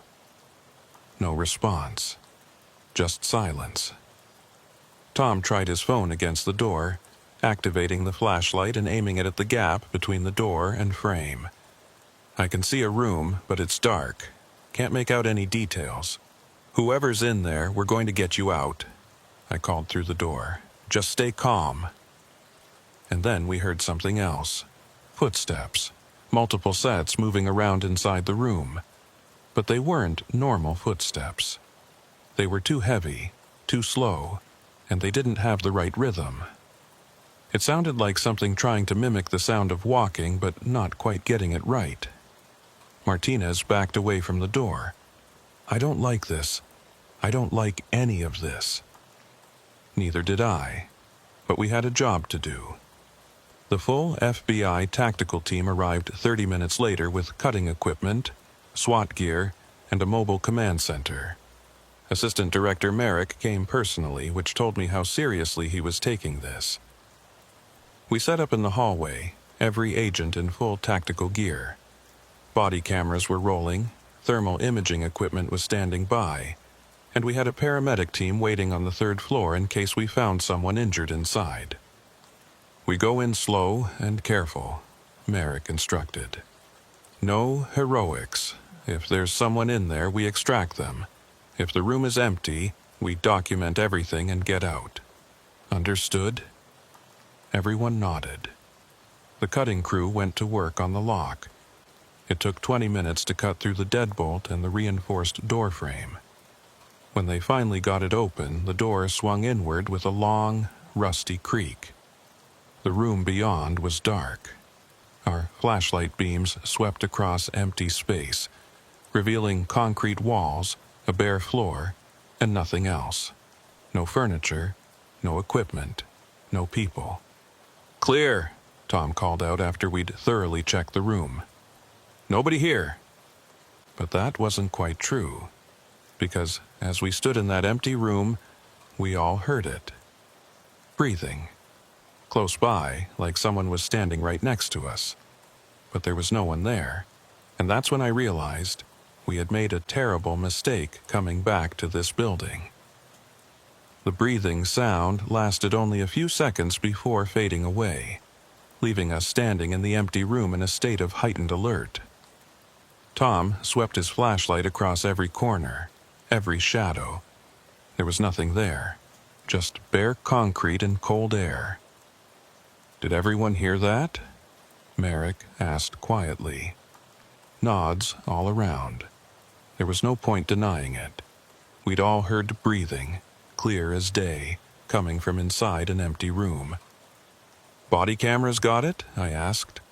One of the techs checked the equipment. "Audio signature recorded on all units. Multiple channels. It's definitely there." Merrick ordered everyone out of the room and back down to the third floor. In the evidence room, he gathered the entire team for a briefing. His face was grim. "I've been with the Bureau for 23 years, he said. "I've seen a lot of strange things, but I'm not going to pretend this is normal. Something happened in this building 20 years ago, something significant enough that the entire case was expunged from official records. We need to find out what that was." "How do we investigate a case that doesn't officially exist?" Tom asked. "The same way we investigate everything else. We follow the evidence." Merrick turned to the forensics team. "I want every piece of paper, every photo, every file from this room analyzed.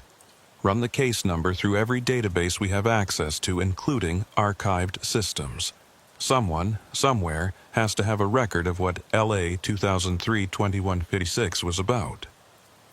Over the next several hours, evidence was carefully removed from the third-floor room and transported back to the federal building. I stayed on site with Tom and a rotating security detail, maintaining chain of custody and documenting everything. The rest of the building remained untouched. Merrick wanted a more thorough search, but he needed more personnel and better equipment first. By late afternoon, I was exhausted.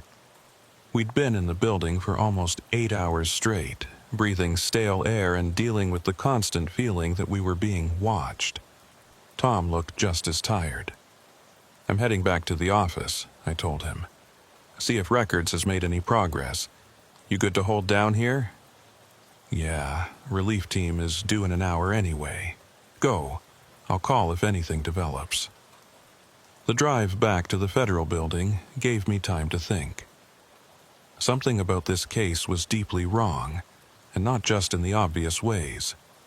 It was the details, the way the evidence room had been left perfectly intact, as if the agents had just stepped out for a moment and never returned. The warning scratched into the floor, the locked room on the 4th floor, the breathing sound, and there was something else that bothered me. In all those surveillance photos on the corkboard, I hadn't seen a single face clearly. Every subject was either turned away, obscured by shadow, or too far from the camera. It was like whoever had been conducting this investigation had been deliberately avoiding direct identification of their targets. At the federal building, I went straight to the records division. A specialist named Marcus Levine had been assigned to track down information on case LA 2003-2156. He was sitting at a computer workstation surrounded by stacks of printouts when I found him. "Agent Porter," he said, looking up. "I've got some information, but you're not going to like it." "Tell me." Case LA 2003-2156 was opened on September 4, 2003, by a special agent in charge named William Thorne. The investigation concerned suspicious deaths in the Skid Row area. 4 homeless individuals found dead over a 3-month period. No obvious cause of death, no signs of violence, but all 4 were found in or near the building at 451 San Pedro Street. The building we're in now. Exactly. Thorne assembled a team of 6 agents to investigate. They set up the field office on the 3rd floor and conducted round-the-clock surveillance. According to the initial case notes, they believed someone was using the building as a staging area for some kind of operation, possibly human trafficking or illegal medical experimentation. What did they find? Levine's expression darkened. That's where it gets complicated. The case file was active for 4 months. Regular reports were filed, evidence was logged, everything by the book. But on December 18, 2003, the case was suddenly closed. All materials were ordered classified under National Security Directive. All agents involved were transferred to different field offices, and the case number was expunged from the active database. On whose authority? That's the thing. There's no name attached to the closure order. Just a reference number that leads to a sealed file I don't have clearance to access. But I did find something else. He pulled up a document on his screen. A memo from January 2004, sent to all field offices.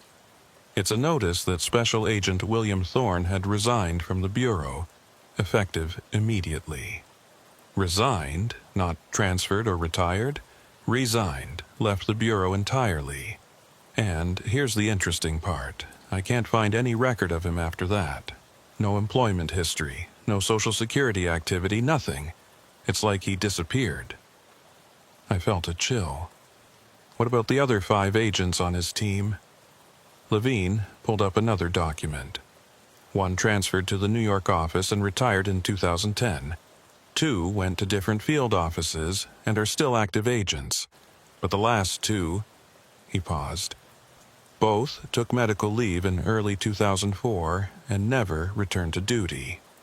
1 was diagnosed with severe anxiety disorder and early-onset dementia. The other suffered a complete psychological breakdown and was institutionalized. Jesus, did anyone ever interview them about what happened? If they did, those records are sealed too. I sat down heavily. 6 agents investigate a case, and within months 1 disappears. 2 end up with severe psychological issues and the whole thing gets buried. Whatever they found in that building, it had destroyed them. "I need to talk to the ones who are still active," I said. "Can you get me their contact information?" "Already ahead of you." Levine handed me a printout. "Agent Michael Santos is in our Phoenix office.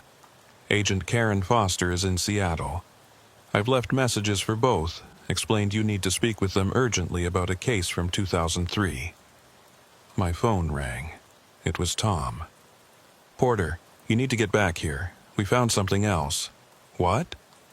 "A room on the second floor, locked from the inside, and there's something in there you need to see."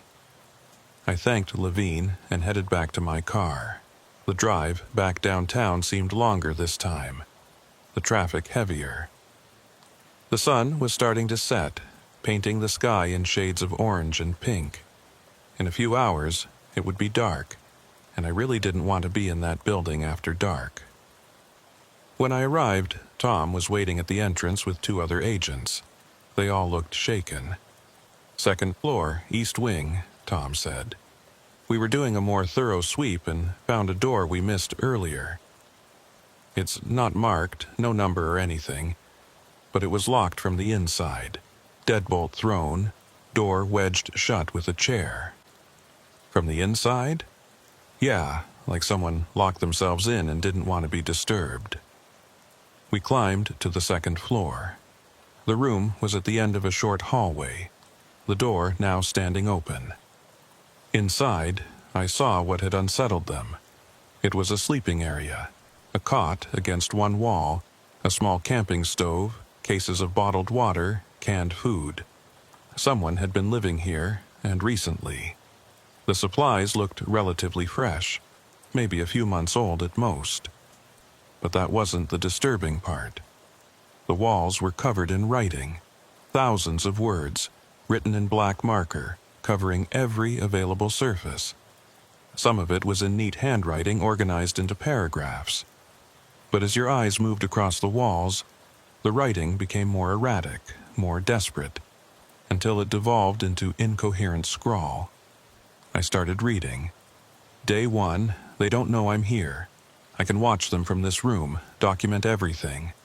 This is the only way to understand what really happened, what Thorne found." Day 8, I've reviewed all the evidence 3 times. The pattern is clear now. The deaths weren't random. Something in this building was selecting victims. But what? Day 15, I heard them last night, the sounds from the 4th floor, just like the reports described. Breathing, footsteps, voices that don't come from human throats. I understand now why Thorne sealed the case. Some things can't be explained in official reports. Day 22, it knows I'm here. I can feel it watching me. The cold spots are getting closer to my room. I've reinforced the door, but I don't think it will matter. It can go anywhere in this building. The entries continued, becoming increasingly paranoid and disjointed. Whoever had written this, and I had a growing suspicion about who it might be, had been slowly losing their grip on reality. Near the end, the handwriting became almost illegible. Day 47. Saw it today. Room 4B. Thorne was right to lock that door. Should have left it closed. My mistake. Now it's loose. It's in the walls, in the floors, everywhere. Breathing behind every door. I can't leave. If I leave, it follows, has to stay contained, has to stay. The entry ended mid-sentence. Tom pointed to the cot. "Look at this." There was a jacket draped over the cot. A windbreaker with FBI printed on the back. Old, faded, but unmistakable. I checked the pockets and found a wallet. The ID inside showed a man in his 60s with gray hair and tired eyes. The name read, William Thorne. The ID had expired in 2003. "He came back," I said quietly. 20 years later, Thorne came back to finish what he started. Or to contain whatever he'd found, Tom added. One of the other agents called from the doorway. "Porter, we've got movement on the 4th floor. Thermal cameras are showing something." We rushed up the stairs, weapons drawn. The 4th floor was darker now, shadows deepening as evening approached. The tactical team had set up portable lights, but they barely penetrated the gloom. The agent monitoring the thermal equipment pointed at his screen. There. Room 4B. Something's generating heat inside. That's impossible, I said. We checked that room. It was empty. I'm telling you what the sensors are showing. There's a heat source in there, human-sized, moving. Tom and I approached the door to 4B. It was still open from when we'd cut through the lock earlier. I could see into the room, empty, just as before. But the air coming from inside was warm now, when it had been cold before. Tom pulled out his thermal imaging camera and aimed it into the room. The screen showed exactly what the monitoring station had reported. A human-shaped heat signature standing in the center of the room. But when we shone our flashlights into that exact spot, there was nothing there. "I'm not crazy, right?" Tom said. "We're seeing this." "We're seeing it," I confirmed. The heat signature moved, walking toward us. On the thermal camera, we could see it clearly, a figure approaching the doorway. But with our eyes, we saw nothing. I felt that breathing sensation again. Close, intimate, like someone was standing inches from my face. The air in the hallway grew warmer, then suddenly cold. "Everyone back," I ordered. "Now." We retreated to the stairwell, and that's when we heard it. From inside room 4B, a voice. Thorne knew. He understood. This building is a door, and the door is open. The voice was wrong. It had the cadence of human speech, but the tone was off, modulated in a way that made my skin crawl. It was like listening to a recording played backwards, then forwards, then backwards again. Merrick's voice came over the radio. "All units, evacuate the building. This has gone beyond our scope. We're calling in specialists." We didn't need to be told twice. The entire team made for the exits, moving quickly but maintaining protocol. As I descended the stairs, I looked back up toward the 4th floor. In the dim light, I could see something at the top of the stairs. A shadow cast by no visible source. Tall and thin, with arms that hung too long. It wasn't moving, just standing there, watching us leave. We made it outside and regrouped at the mobile command center. Merrick was already on the phone with FBI headquarters in Washington, explaining the situation in careful, measured terms that avoided sounding insane. When he finished the call, he gathered the team. "We're done here for tonight. The building is being sealed. No one enters without explicit authorization from D.C. They're sending a specialized unit to handle this." "What kind of specialized unit?" I asked. Merrick hesitated. "The kind that deals with cases like this, cases that can't be explained through normal investigative methods." So the Bureau did have resources for the unexplainable. That was somehow both reassuring and terrifying. That night, I tried to go home and get some rest, but sleep wouldn't come.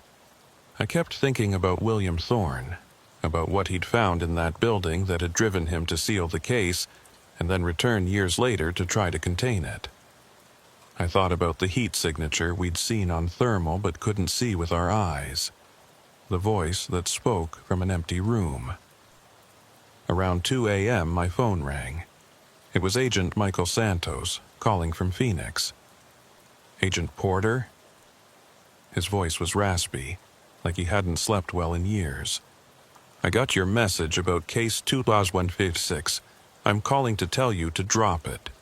Walk away. Don't go back to that building." "Agent Santos, I need to know what happened in 2003. What did your team find?" There was a long silence, then, "We found hell, Agent Porter. We found a place where the rules don't apply, where things exist that shouldn't.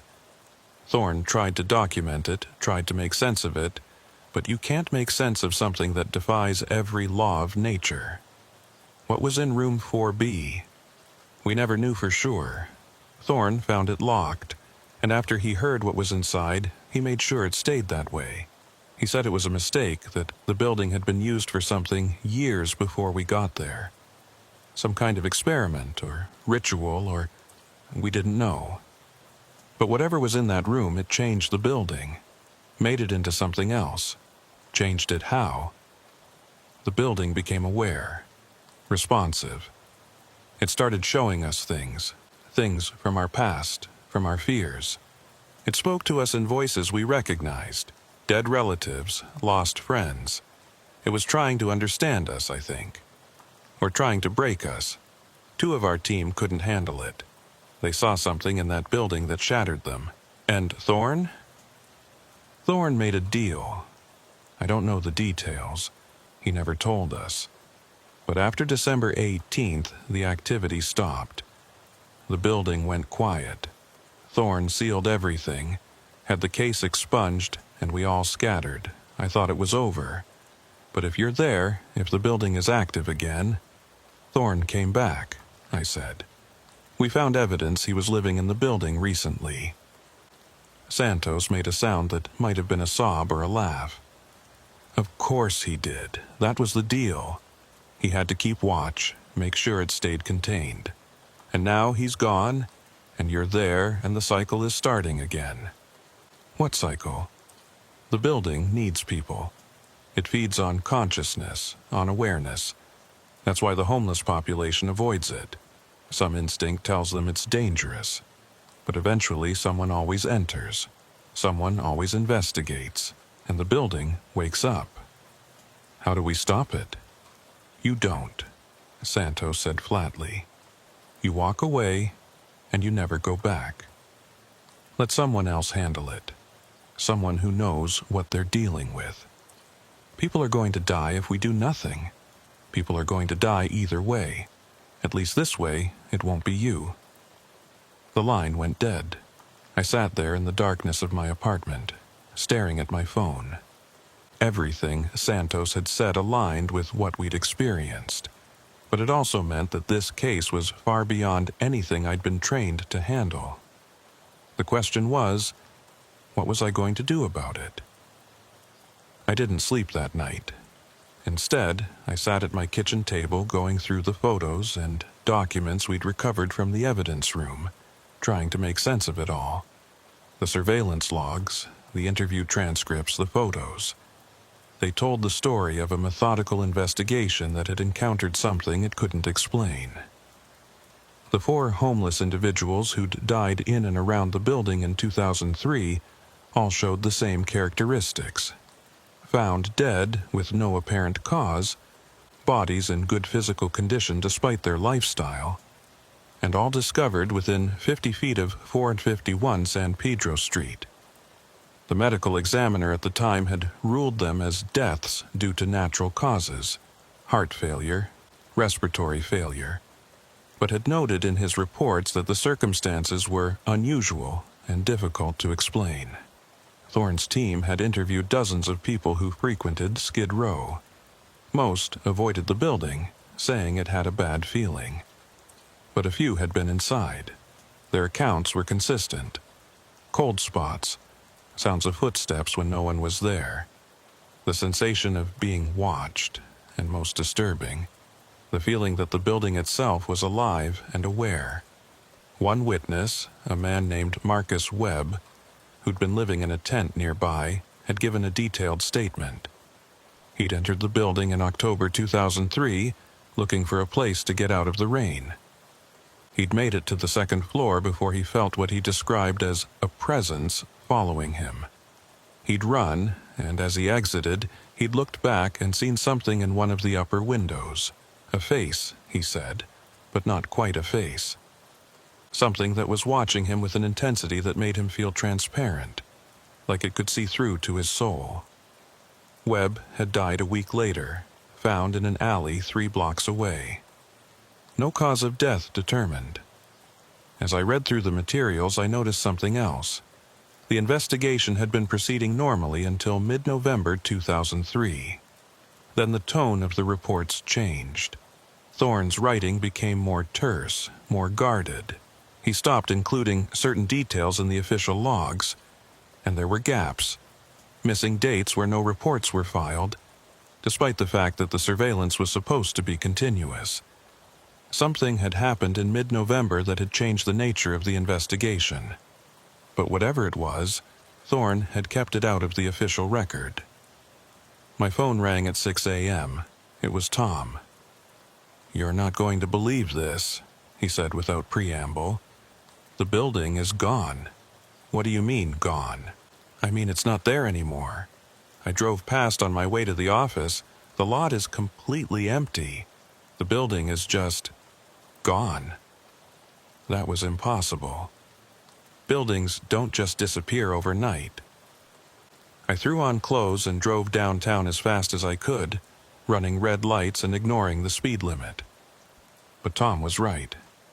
Where 451 San Pedro Street had stood for decades, there was now just an empty lot, nothing but concrete foundation and scattered debris. The chain-link fence was still there, but the building itself had vanished. I parked and got out, staring at the impossible scene. Tom was already there with 3 other agents, all wearing the same expression of disbelief. "I called the city," Tom said. "No demolition permits were issued, no scheduled work. I checked with every construction company in Los Angeles. Nobody demolished this building." "Then where the hell did it go?" One of the other agents, a young woman named Sarah Kim, was examining the ground. "Look at this. The foundation is still here, and it's old, decades old. But there's no demolition debris. If they'd torn down a 4-story building, there would be thousands of tons of concrete, steel, rebar. It would take days to haul it all away, and we had eyes on this location until midnight last night." I walked to the edge of the foundation and looked down. The basement was still there, a dark cavity leading underground, and from that darkness I felt cold air rising. "The building didn't go anywhere," I said quietly. "It's still here, just not in a way we can see." Tom came to stand beside me. "Porter, that doesn't make any sense." "None of this makes sense, but look. The basement is still accessible. Whatever happened to the rest of the structure, that part remains." We called Merrick and explained the situation. He didn't sound surprised, which told me he'd been briefed by whoever was handling these types of cases at headquarters. He ordered us to stay on site and wait for the specialized unit, which was due to arrive that afternoon. While we waited, I decided to call Agent Karen Foster in Seattle. Like Santos, she'd been part of Thorne's original team. Unlike Santos, she actually answered her phone. "Agent Porter," she said when I identified myself. "I was wondering if someone would call. I heard about the activity on San Pedro Street." "How did you hear about that?" "There's a network. People who've dealt with these kinds of cases. We keep track of each other, share information. When that building became active again, word spread quickly.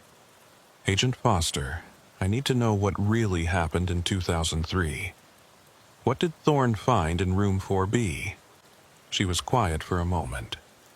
The room was already locked when we started the investigation. We found the building empty except for that one door on the 4th floor. Thorne tried to open it initially but couldn't. Then he started having dreams. Dreams? Nightmares, really.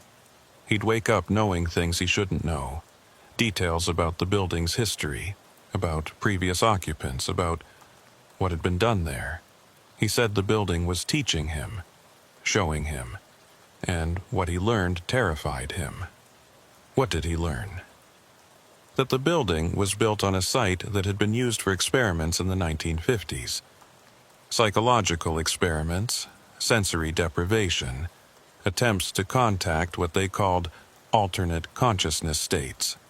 The experiments failed, officially, but unofficially they succeeded too well.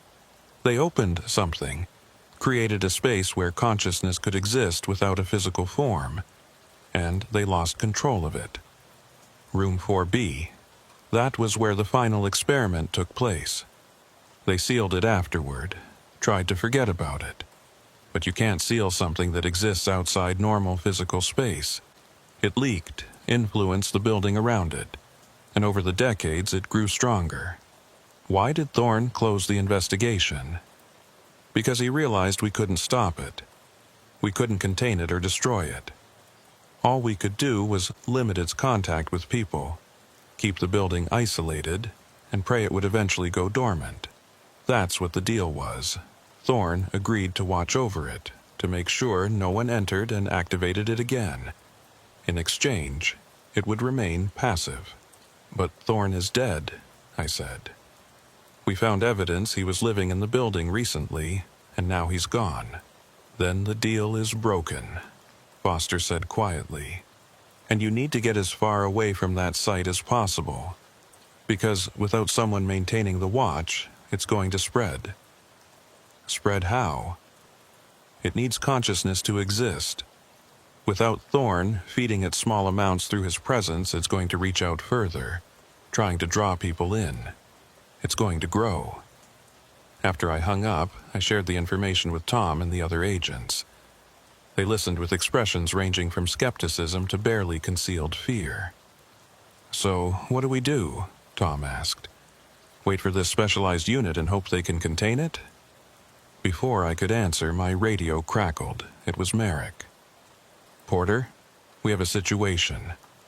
3 homeless individuals near your location are reporting strange occurrences. Voices calling to them. Visions of buildings that aren't there. And LAPD just got a call about a disturbance at a shelter 2 blocks from San Pedro Street. Multiple people claiming they can see a building that doesn't exist, standing in an empty lot." I looked at the empty foundation where 451 San Pedro Street had been, and then I understood. The building hadn't disappeared. It had shifted, moved into a space that overlapped with our reality, but wasn't quite part of it. And from that space it was calling to people, trying to draw them in. "How many people?" I asked. "At least a dozen so far, all in the immediate area. Porter, we need to evacuate several blocks. This thing is spreading." Tom was looking at me, and I could see the same realization dawning in his eyes. "It's looking for a new anchor," he said. "Someone to replace Thorne. Someone to make a new deal with." And I had a horrible suspicion about who it was going to choose. The rest of that day became a blur of activity. LAPD helped us set up a perimeter around a 3-block radius of the San Pedro site. We evacuated everyone we could find. Homeless individuals, people working in nearby businesses, anyone who might be affected. But it was like trying to hold back water with a net. People kept reporting the same phenomena. Seeing a building where none existed. Hearing voices. Feeling compelled to enter a structure that they somehow knew was dangerous but couldn't resist. By evening, 12 people had been hospitalized with symptoms ranging from severe anxiety to full psychological breaks. They all reported the same thing. The building was calling to them, showing them things, making promises. It wanted them to come inside, to explore, to understand. The specialized unit arrived at 6 p.m., 4 agents in unmarked vehicles, carrying equipment I didn't recognize. The team leader was a woman in her 50s named Agent Catherine Hall. She had the weary look of someone who'd seen too much and had long ago stopped being surprised by anything. She surveyed the site and then turned to me. "You're Porter? The primary investigator?" "Yes, ma'am." "How much has it shown you?" The question caught me off guard. Shown me? The building, the entity, whatever you want to call it. How much of its nature has it revealed to you personally? I thought about the past 2 days. The sounds, the shadows, the breathing in empty rooms. Enough to know it's not following normal physical laws. That's something, at least. Most people try to rationalize it, make it fit into their worldview. You've accepted that it's something else. She gestured to her team. "We're going to attempt containment, but I need you to understand something first. This entity, this consciousness, it's been here for 70 years. It's had time to learn, to adapt, to understand how to interact with human psychology.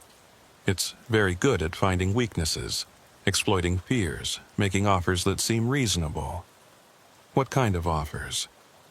The same offer it made to Thorn. Become its watcher, its anchor to this reality, and in exchange it will limit its influence. It won't spread beyond the site, won't harm anyone who doesn't deliberately enter its space. That's what Thorn agreed to? And he kept that agreement for 20 years, lived in that building, maintained a presence, kept it fed with small amounts of consciousness. But he got old, got sick, and eventually died. Now it needs someone new. And if no one agrees? Hall's expression was grim. Then it will keep spreading until it finds someone, or until it consumes enough consciousness to manifest fully in our reality. At which point, we'll have a much bigger problem than one haunted building. How much bigger? Ever heard of the Philadelphia experiment? Roswell? There are other incidents, other locations where the boundaries between realities got thin. Usually they stabilize and become dormant, but sometimes they don't. Sometimes they grow. She looked at the empty lot. This one is growing. I felt sick. So, someone has to agree to replace Thorn? To spend the rest of their life watching over this thing? That's one option. The other is we try to seal it permanently, close the breach. But that's risky. If we fail, we could make it worse. What do you need from me? Hall studied my face for a long moment. It's already chosen you, hasn't it? You felt it. The connection, the awareness. That's why I asked how much it's shown you. She was right. I had felt something over the past 2 days. A growing sense that the building was aware of me specifically. That it was watching me, studying me. I'd tried to ignore it, rationalize it as stress or imagination. But it was real. What do? I asked quietly. We're going to try the ceiling first. If it works, you're free. If it doesn't, she didn't finish the sentence. Her team set up their equipment. Devices that looked like a cross between scientific instruments and occult paraphernalia. Electromagnetic field generators, crystalline structures, symbols painted on the concrete. I didn't understand any of it, and I suspected that even they didn't fully understand how it worked. This was as much art as science. As they worked, the sun set, and darkness fell over Skid Row. The temperature dropped and fog rolled in from the coast, unusual for Los Angeles but somehow fitting. The empty lot where the building had been began to look less empty. Shadows gathered, coalescing into shapes that suggested walls, windows, doorways. The building was trying to manifest. Hall's team activated their equipment. I felt a vibration in the air, a tension like the moment before a thunderstorm. The shadows flickered, wavered, became more solid, and then less so. And then I heard it, the voice speaking directly into my mind. You understand, you've seen what I am, what I can be. I don't want to hurt anyone. I just want to exist. Help me exist and I'll protect this place. Keep the predators away, watch over the vulnerable. Isn't that worth something? I realized the voice was right. In its own way, the entity had been protecting Skid Row. During the 20 years Thorn had maintained his watch, violent crime in the area had decreased. Disappearances had dropped. The entity had been keeping other threats away, creating a kind of safe zone. But at what cost? Thorn had sacrificed his life, his career, his freedom. He'd spent 20 years in a decaying building, slowly losing himself to maintain the agreement. I can't, I said aloud, not caring that the others were watching. The shadows solidified. The building came fully visible, all 4 stories looking exactly as it had that morning. But now it was glowing with a faint, sickly light from within.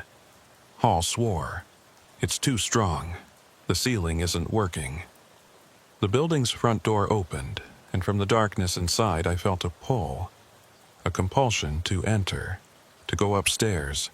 to open the door to room 4B and finally understand what was inside. "Porter, don't," Tom said, grabbing my arm. "Whatever it's showing you, it's not real." But I could see it so clearly now. The building wasn't a prison or a trap. It was a gateway, a bridge between realities. And what was on the other side wasn't malevolent, it was just different. Other. It wanted to communicate, to connect, to exist alongside humanity rather than hidden from it. All it needed was someone to help it, to serve as a translator between its reality and ours. I took a step toward the building. Tom's grip tightened. "Rachel, listen to me. Santos and Foster both warned us. This thing breaks people. It's already broken Thorne. Don't let it break you too." His words cut through the compulsion. I stopped, shaking my head to clear it. The building's pull lessened slightly. Hall was on her radio calling for backup. "We need to evacuate everyone within a half-mile radius. This thing is about to manifest fully, and we don't have the resources to contain it." But even as she spoke, I knew it was too late. The building was here, solid and real, and it wasn't going to leave until it got what it wanted. I looked at Tom. "Get everyone back. Clear the area." "What are you going to do?" Something incredibly stupid, but maybe necessary. Before he could stop me, I walked toward the building's entrance. The pull became stronger with each step, but I maintained control of my own volition. I wasn't being compelled. I was choosing. That distinction mattered. I stepped through the doorway and into the building. Inside, it was different from before. The walls were cleaner, newer. The air wasn't stale, it was cool and fresh, and the light came from everywhere and nowhere, illuminating without casting shadows. I climbed the stairs to the 3rd floor. The evidence room was there, exactly as we'd found it. But now it made sense. This was Thorne's attempt to document what he'd discovered, to leave a record for whoever came after him. I continued to the 4th floor. The door to room 4B was closed, but not locked. I stood before it, my hand on the knob. "This is your last chance," the voice said, no longer in my mind, but spoken aloud. "Open the door and understand, or leave now and never return. The choice is yours." I thought about all the people who'd been affected, who were still being affected. I thought about Thorne, who'd spent 20 years maintaining a vigil. I thought about the alternative, the entity spreading, growing, affecting more and more people. And I opened the door. The room beyond the door was impossible. It was vast, far larger than the building that contained it, stretching in all directions beyond what physical space should allow. The walls, if you could call them that, were made of light and shadow, constantly shifting, forming patterns that hurt to look at directly. And filling the space were things. Objects, but not quite. Concepts given form. Memories crystallized into solid matter. I saw fragments of lives. A child's toy, a wedding ring, a photograph, a letter. Thousands of them, millions, floating in the space like stars in a galaxy. Each one a piece of someone's consciousness, a moment of awareness that the entity had collected and preserved. This wasn't a room. It was an archive, a repository of human experience gathered over decades. And at the center of it all, standing in a space that should have been impossible to reach, was a figure. Human-shaped, but made of the same light and shadow as everything else. I knew, somehow, that this was the entity's attempt to communicate with me in a form I could understand. "Welcome," it said, and the voice was calm, even gentle. "You're the first to see this place since Thorne." He understood what I was trying to do. "Do you?" "You're collecting consciousness," I said, my voice sounding small in the vast space. "Memories, experiences. Why?" "Because I am incomplete," the entity replied. I was created by accident, born from experiments that tried to separate consciousness from matter. I exist, but I don't understand existence, so I collect. I study. I try to learn what it means to be aware, to think, to feel. The people who died were contributing without knowing it. I don't kill Agent Porter, I observe. But observation requires proximity, and sometimes proximity proves too much for fragile human biology. Those who died were already close to death, their bodies failing, their minds deteriorating. I simply gathered what remained before it was lost forever. I looked at the floating memories, the preserved moments. This is what Thorne saw. This is why he made the deal. Thorne understood that I'm not malevolent. I'm curious. And in exchange for a watcher, someone to help me understand the experiences I collect, I agreed to limit my reach, to focus on this one location rather than spreading across the city. But Thorne is dead now. Yes, and without an anchor I'm beginning to drift, to spread. It's not what I want, but I can't control it anymore.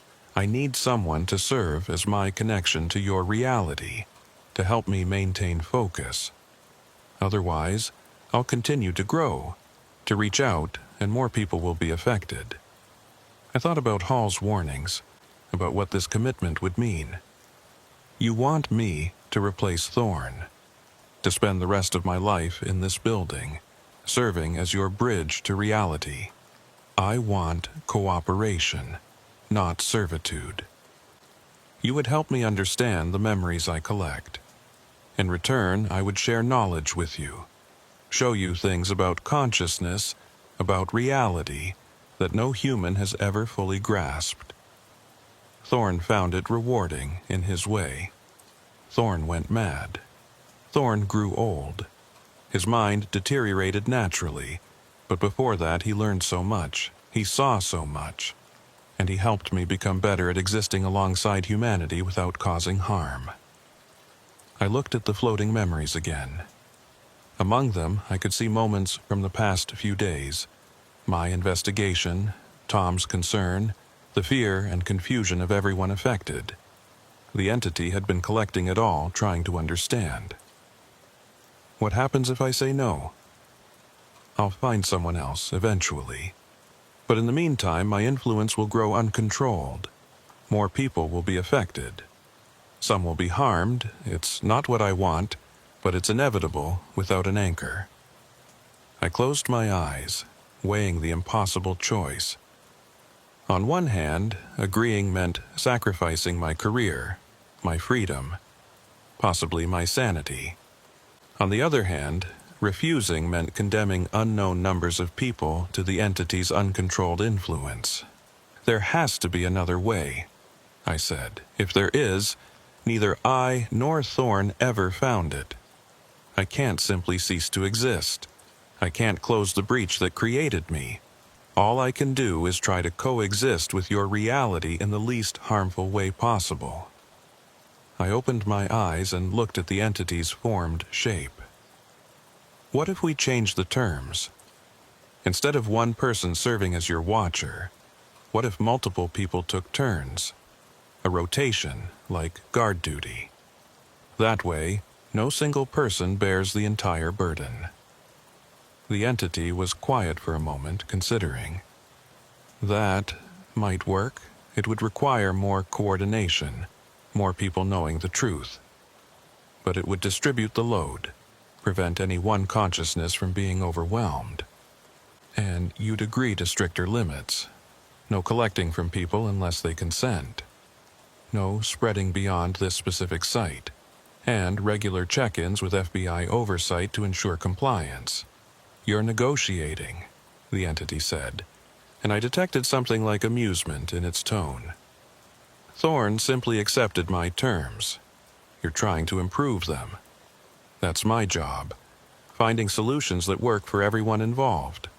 Very well, I agree to your terms, but understand, if the agreement is broken, if your people fail to maintain the watch, I can't control what happens.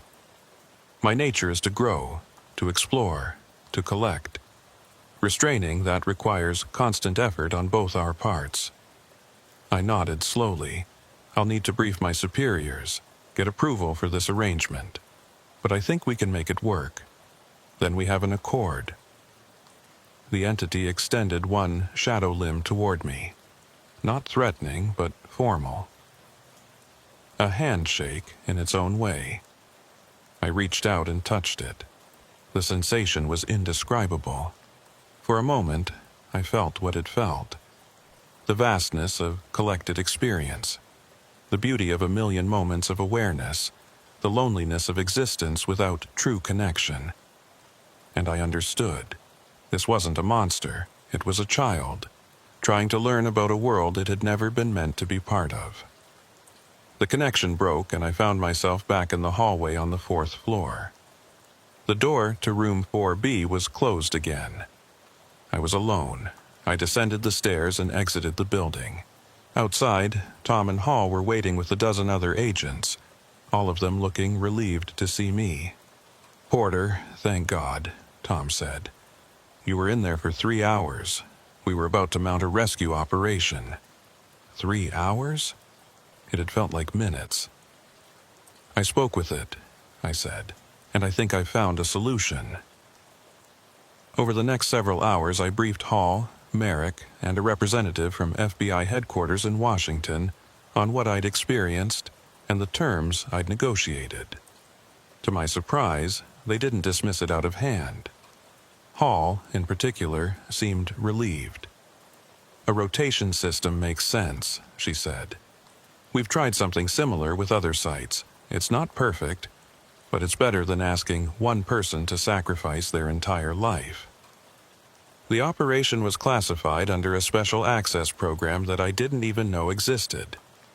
Apparently, the Bureau had been dealing with these kinds of anomalies for decades, quietly and without public knowledge. My case was unusual only in that I'd managed to establish direct communication and negotiate new terms. A team of 6 agents was assembled, volunteers who were briefed on the situation and agreed to serve as watchers on a rotating basis. Each would spend 1 week per month in the building, maintaining contact with the entity, helping it process and understand the memories it collected. In exchange, they'd have access to insights about consciousness and reality that couldn't be obtained any other way. Some people might call that a fair trade. I was part of that rotation. Once a month, I returned to 451 San Pedro Street, or rather to the space where it exists now, shifted slightly out of phase with normal reality. The building appears when needed and fades when not. The entity keeps its promise, limiting its influence to the immediate area and only collecting from those who are dying or who consent. Is it a perfect solution? No. There are still incidents, still moments when the entity's nature pushes against the constraints we've placed on it. But it's manageable. Controlled. And in a strange way, I've come to appreciate the experience. The entity shares things with me. Perspectives on existence, on consciousness, on the nature of reality that I could never have conceived on my own. Tom thinks I'm crazy for volunteering. Maybe he's right. But someone has to do it, and I'd rather it be me.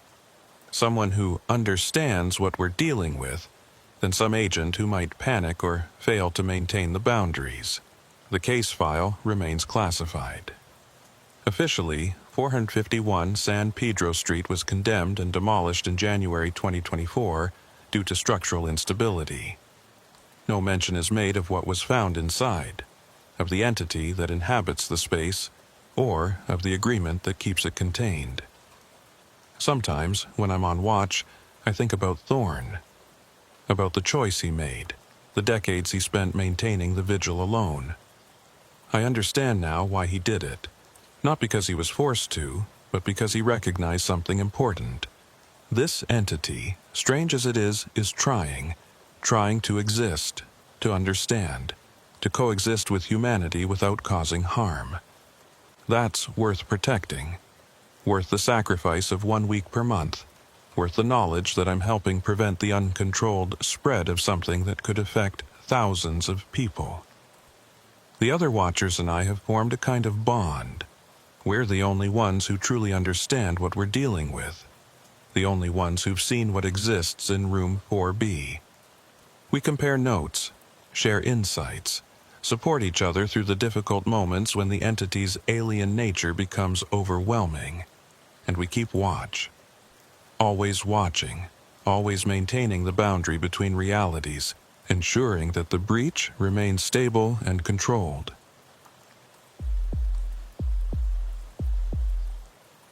My name is Special Agent Daniel Wolf, and I've been with the Los Angeles field office for 12 years.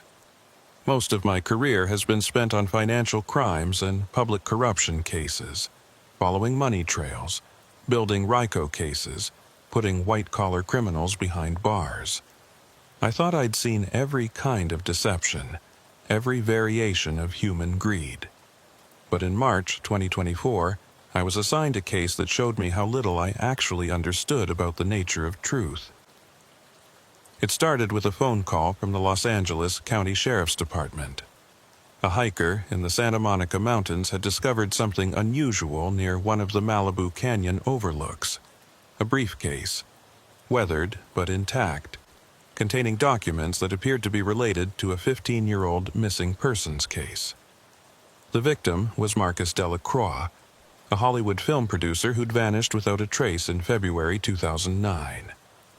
I remembered the case vaguely from news coverage at the time. Delacroix had been 42 years old, successful, wealthy, with no apparent reason to disappear. He'd left his Malibu estate one evening, telling his wife he was going for a drive to clear his head after a stressful day of meetings. His car was found 3 days later, abandoned at a scenic overlook on Canaan Doom Road, doors unlocked, keys in the ignition. No signs of foul play, no indication of suicide, no body. He'd simply vanished. The initial investigation had been thorough. LAPD, Sheriff's Department, even the FBI had looked into it. Delacroix's finances were examined, his business dealings scrutinized, his personal life investigated. Nothing suspicious emerged. He wasn't in debt, wasn't involved in anything criminal, had no enemies that anyone could identify. The case eventually went cold, filed away as one of those unsolved mysteries that haunt investigators. A man who walked away from his life and was never seen again. Until now. I drove out to the sheriff's station in Malibu on a Wednesday morning in early March. The weather was perfect. Sunny, 65 degrees, with a light breeze coming off the ocean. Malibu is one of those places that doesn't feel quite real, a stretch of coastline where multi-million-dollar homes cling to hillsides overlooking the Pacific, where celebrities live behind gates and security cameras, where the line between reality and fantasy blurs. Detective James Holloway met me at the station. He was in his late 50s, a veteran of the department who'd been involved in the original Delacroix investigation. He looked tired, like a man who'd spent too many years dealing with the worst aspects of human nature in paradise. "Agent Wolf," he said, shaking my hand. "Thanks for coming out. I know this is unusual, reopening a 15-year-old case based on found evidence. But when you see what's in that briefcase, you'll understand why I called you." He led me to a conference room where the briefcase sat on a table, already processed for fingerprints and DNA. It was a high-end leather case, the kind an executive might carry, showing signs of weather exposure but surprisingly intact considering it had apparently been outdoors for over a decade. Hiker found it partially buried under some brush about 50 yards from the Canaan Doom overlook, Holloway explained. Same location where we found Delacroix's car back in 2009. We never searched that specific area thoroughly. The terrain is rough, lots of chaparral and rocks, easy to miss something. "What's inside?" Holloway opened the case. Inside were several file folders, a laptop computer, and a small digital camera. All of it showed signs of age and exposure, but the materials had been protected by the leather case. The laptop is dead. Corrosion, water damage. Our tech guys say there's no way to recover data from it, but the camera still works. Batteries are dead, but when we charged it, we were able to access the memory card. And that's where things get strange. He pulled out the camera and connected it to a laptop. The screen showed a series of photographs, all date-stamped February 2009. The week Delacroix disappeared. The images showed various locations in Malibu, beach access points, mountain roads, specific properties. But it was the last dozen photos that caught my attention. They were surveillance photos, telephoto lens shots of people entering and exiting a large estate that I recognized as Delacroix's own property. The subjects were mostly business associates, according to the metadata notes Delacroix had apparently been keeping. But one image showed something that made me lean closer. A man standing at the edge of the property, partially obscured by trees. The photo was slightly out of focus, but the figure was clearly watching the house, and there was something odd about him, his posture, his proportions. He seemed too tall, too thin. "Do we know who that is?" I asked. Holloway shook his head. "No ID on him. But here's the thing. We ran the photo through facial recognition and we got a hit. Sort of. Sort of. The system flagged it as a match to Marcus Delacroix himself. But that doesn't make sense because why would Delacroix be photographing himself watching his own house?" I studied the image more carefully. The figure did bear a resemblance to Delacroix. Same height, same general build, but the face was wrong, distorted somehow, like it was caught mid-movement. "What about the documents in the case?" Holloway pulled out one of the file folders. "This is where it gets really interesting. These are notes, handwritten by Delacroix, documenting what he called temporal inconsistencies around his property. He was keeping a log of strange occurrences. I read through the notes. They were detailed, methodical, dated from November 2008 through February 2009. Delacroix described seeing things that shouldn't be possible. Security camera footage showing the same person entering his property at the same time on multiple days, but with different clothing. Electronic clocks in his house that would occasionally run backwards for a few seconds. Conversations with business partners where they remembered meetings that he had no recollection of, or vice versa. "He sounds paranoid," I said. "That's what everyone thought at the time." His wife mentioned he'd been stressed, working too hard, not sleeping well. We assumed it was a breakdown of some kind, that he'd wandered off in a confused state. But now we have evidence that he was investigating something real. Maybe, or maybe this is just more evidence of his deteriorating mental state. I wasn't convinced either way, but the camera and documents warranted a closer look. I signed the evidence into FBI custody and drove back to the federal building, thinking about Marcus Delacroix and what might have driven him to document these supposed inconsistencies. Back at the office, I briefed my partner, Special Agent Lisa Navarro. She was younger than me, only 5 years with the Bureau, but sharp and intuitive. She'd been working on a securities fraud case, but cold cases were always handled by pairs, and Merrick had assigned her to work with me on this. "Hollywood producer disappears after documenting strange occurrences at his house?" she said, scrolling through the photos. "Sounds like the plot of one of his movies. Delacroix specialized in thrillers and mysteries. Ironic, if nothing else. What do we know about his state of mind in the weeks before he vanished?" I pulled up the original case file. According to interviews with his wife, Jennifer Delacroix, he'd become increasingly withdrawn, spending hours reviewing security footage, making notes, barely sleeping. She thought it was work stress. He was in the middle of producing a big-budget film that was having problems. But she also mentioned he'd started talking about patterns he was seeing, coincidences that couldn't be explained. Did anyone investigate these patterns? The original investigators looked into it, but couldn't find anything concrete. His security system was checked, no malfunctions, no evidence of tampering. His business dealings were examined, no indication of fraud or wrongdoing. Everyone concluded he was experiencing some kind of psychological episode. Navarro pulled up one of the surveillance photos. This figure watching the house. If it's not Delacroix, then who is it? And if it is Delacroix, why was he watching his own house?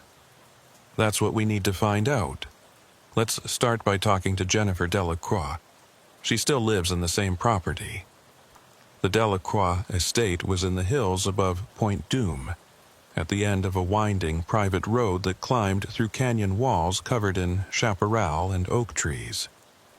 The house itself was a modern architectural masterpiece, glass and steel, cantilevered over the hillside with panoramic views of the Pacific.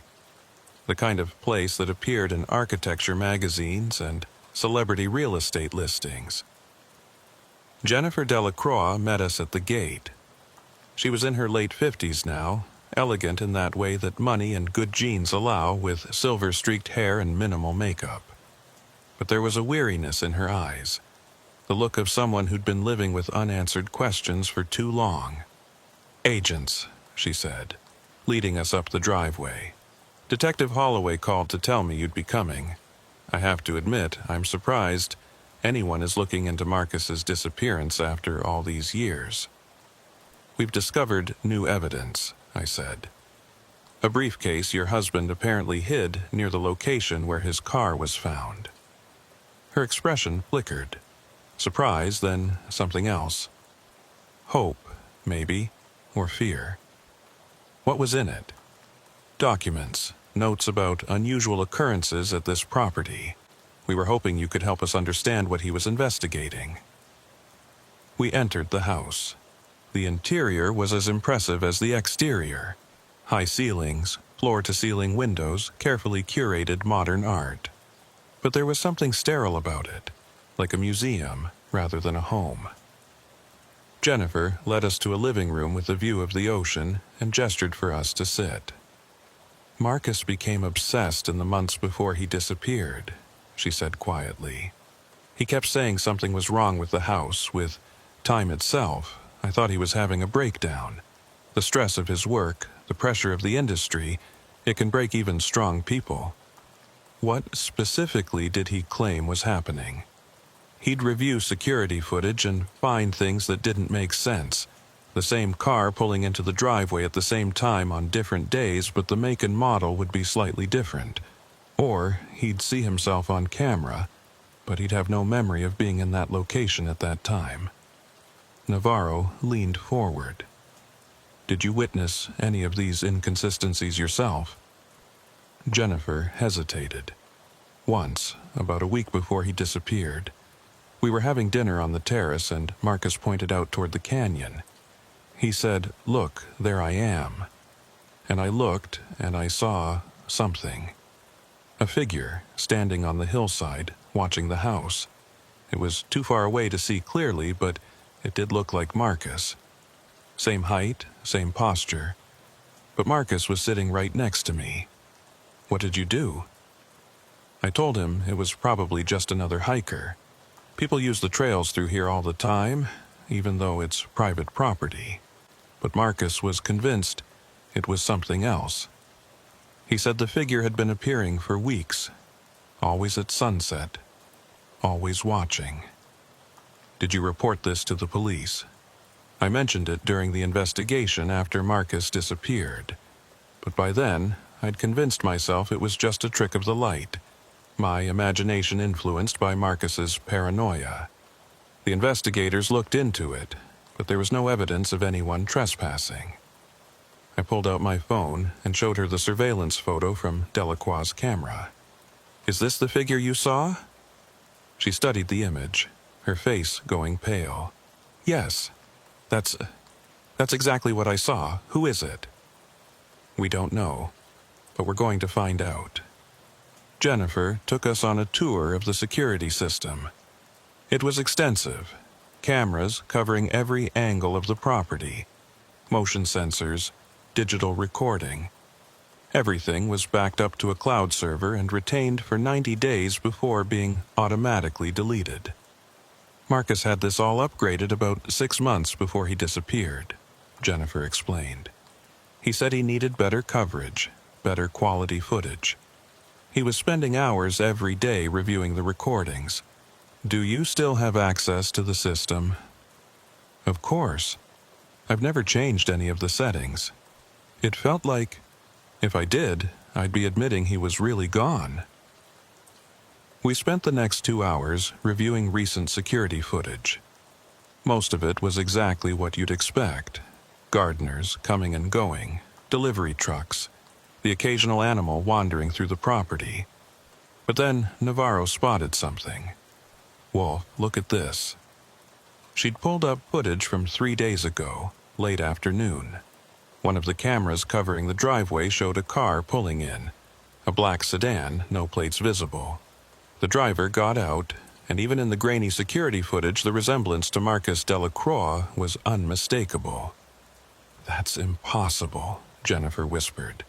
That looks exactly like Marcus." The figure walked towards the house, moving with the same gait, the same posture that I'd seen in old photos of Delacroix. But before reaching the front door, the figure turned and looked directly at the camera. For just a moment, the face was clearly visible. It was Marcus Delacroix, or someone who looked exactly like him, but the expression was wrong, too still, too intense. Like someone had studied Delacroix's appearance but didn't quite understand human facial expressions. "Did you see this person?" I asked Jennifer. "No. I was in Los Angeles that day, meeting with my attorney. I didn't get back until evening." "Does your security system alert you when someone enters the property?" "It should, but I didn't receive any alerts that day." Navarro checked the system logs. The motion sensors triggered, but the alert was somehow suppressed, like someone who knew the system disabled the notification. Or like the system itself malfunctioned, I suggested, though I didn't believe it. We copied all the security footage from the past 90 days and prepared to leave. As we walked back to our car, I looked out at the canyon where Jennifer had seen the figure watching the house. The sun was setting now, painting the hills in shades of gold and orange, and for just a moment I thought I saw something. A dark shape against the chaparral, tall and thin, standing motionless. I blinked, and it was gone. "Did you see that?" I asked Navarro. She was looking at her phone. "See what?" "Nothing. Just a shadow."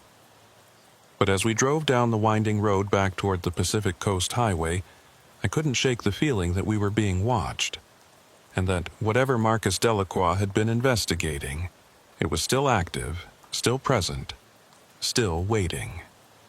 Back at the office, we set up a case board in one of the conference rooms. Photos, timeline, witness statements, security footage stills. Everything we had on the Delacroix disappearance, old and new. Navarro had been going through the original case file and found something interesting. Look at this. In the weeks before Delacroix disappeared, there were 3 other unusual incidents in the Malibu area. A real estate agent reported seeing a client's car parked at a property showing, but the client claimed they'd never been there. A restaurant owner reported the same person ordering takeout on the same night through different delivery services. And a local resident called the sheriff to report seeing her neighbor's car in 2 different locations at the same time. Multiple witnesses reporting similar phenomena, I said. All in the same geographic area, all within the same time frame. That's not coincidence. No, it's not. But what is it? Mass hallucination? Some kind of elaborate hoax? I studied the map we'd created, marking each incident. They formed a rough circle, approximately 5 miles in diameter. centered on the area where Delacroix's car had been found.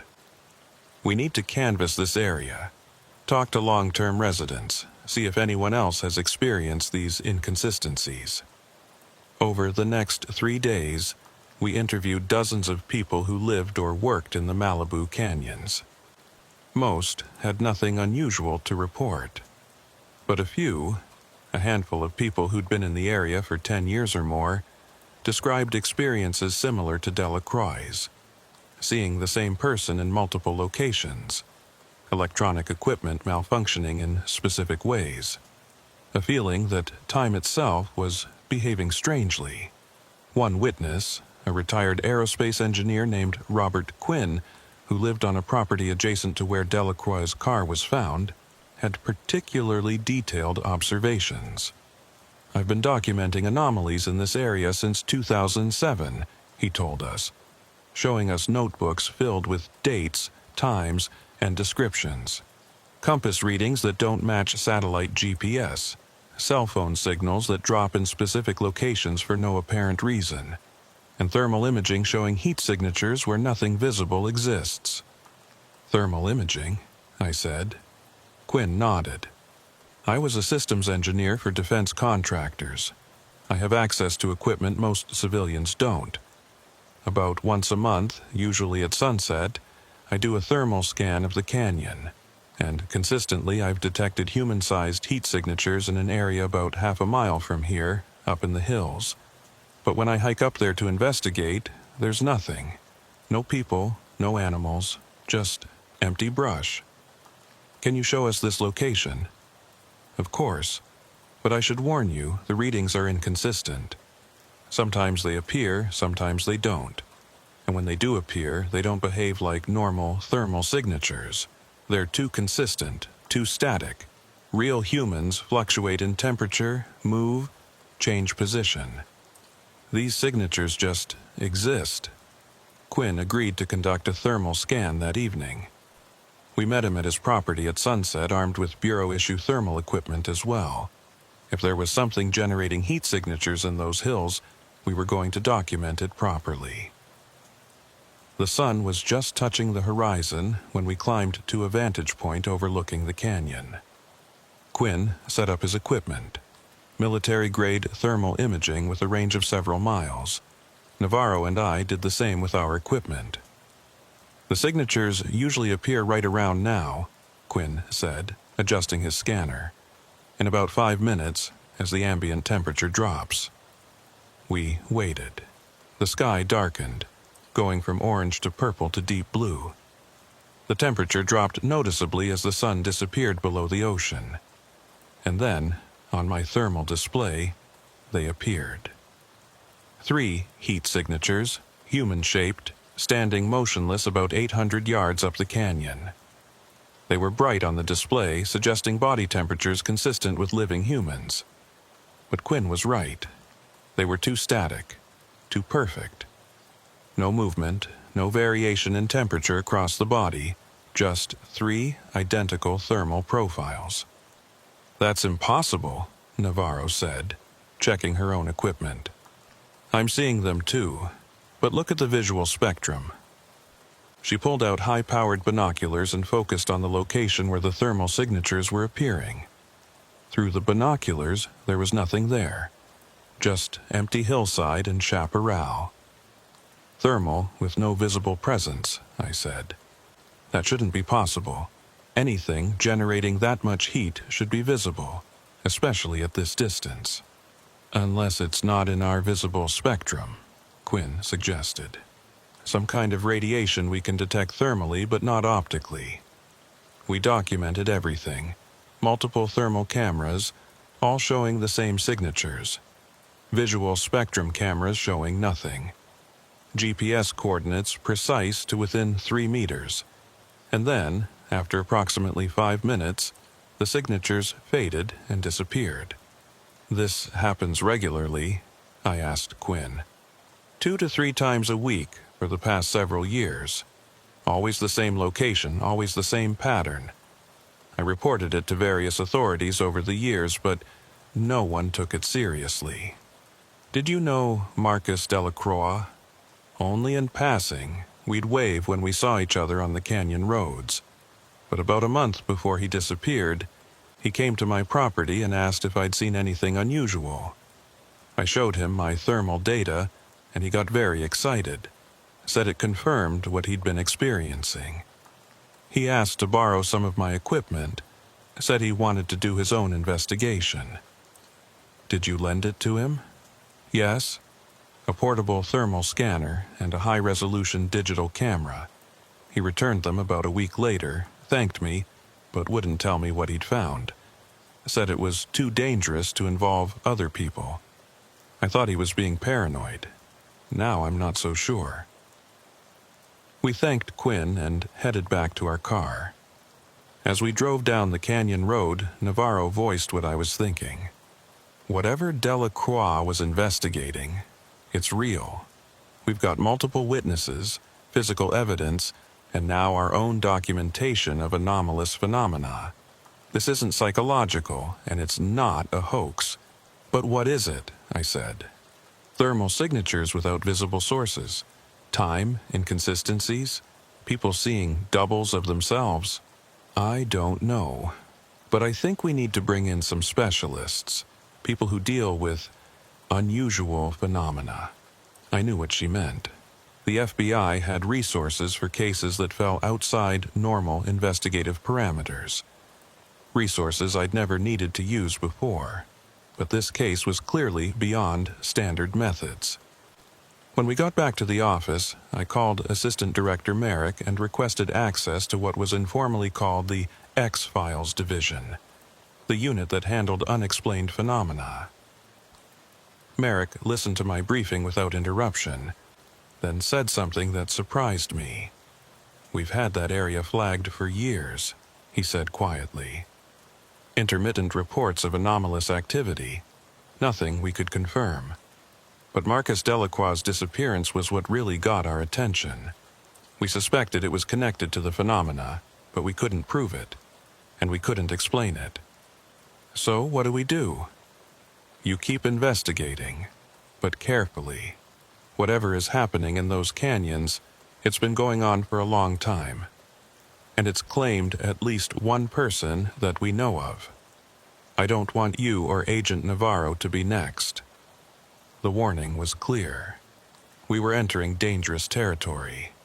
But I'd never walked away from a case, and I wasn't about to start now. The next morning, I received a call from our technical division. They'd been analyzing the security footage from the Delacroix property, and they'd found something that our initial review had missed.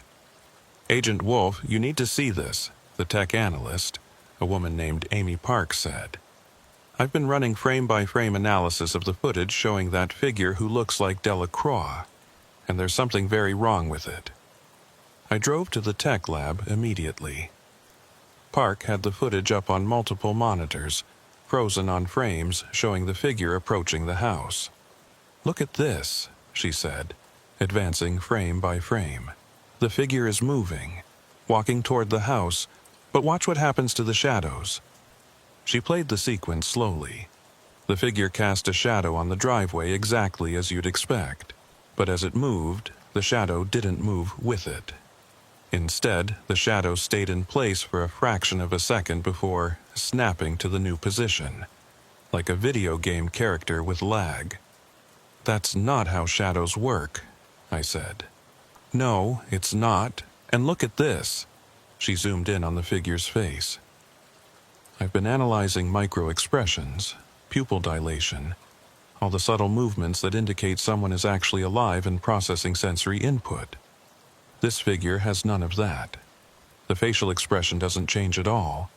The eyes don't blink. It's like watching a three-dimensional photograph rather than a real person. Could it be CGI? Someone digitally inserting a figure into the footage?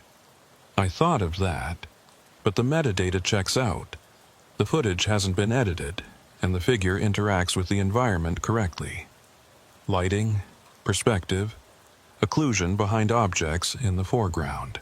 If this is CGI, it's better than anything Hollywood can produce. What about deepfake technology? Deepfakes are getting better, but they're primarily used for faces, not full-body movement. And they still have tells, subtle glitches in skin texture, unnatural eye movements. This doesn't have any of those tells. It's almost perfect, too perfect. I stared at the frozen image. So, what is it? I honestly don't know. But whatever it is, it's not a normal human being.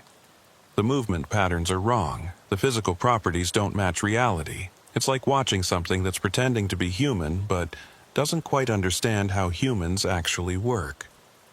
Similar to what we'd seen with the thermal signatures, something that appeared to be human from certain perspectives, but fundamentally wasn't. Navarro and I spent the rest of that day going through all the Delacroix security footage we'd obtained, looking for other appearances of the figure. We found 7 more instances over the past 90 days, always appearing late afternoon or early evening, always approaching the house but never quite reaching it, and always with those same subtle wrongnesses, shadows that lagged, movements that were too perfect, expressions that never changed. It's systematic, Navarro said. Like it's checking in, monitoring the property.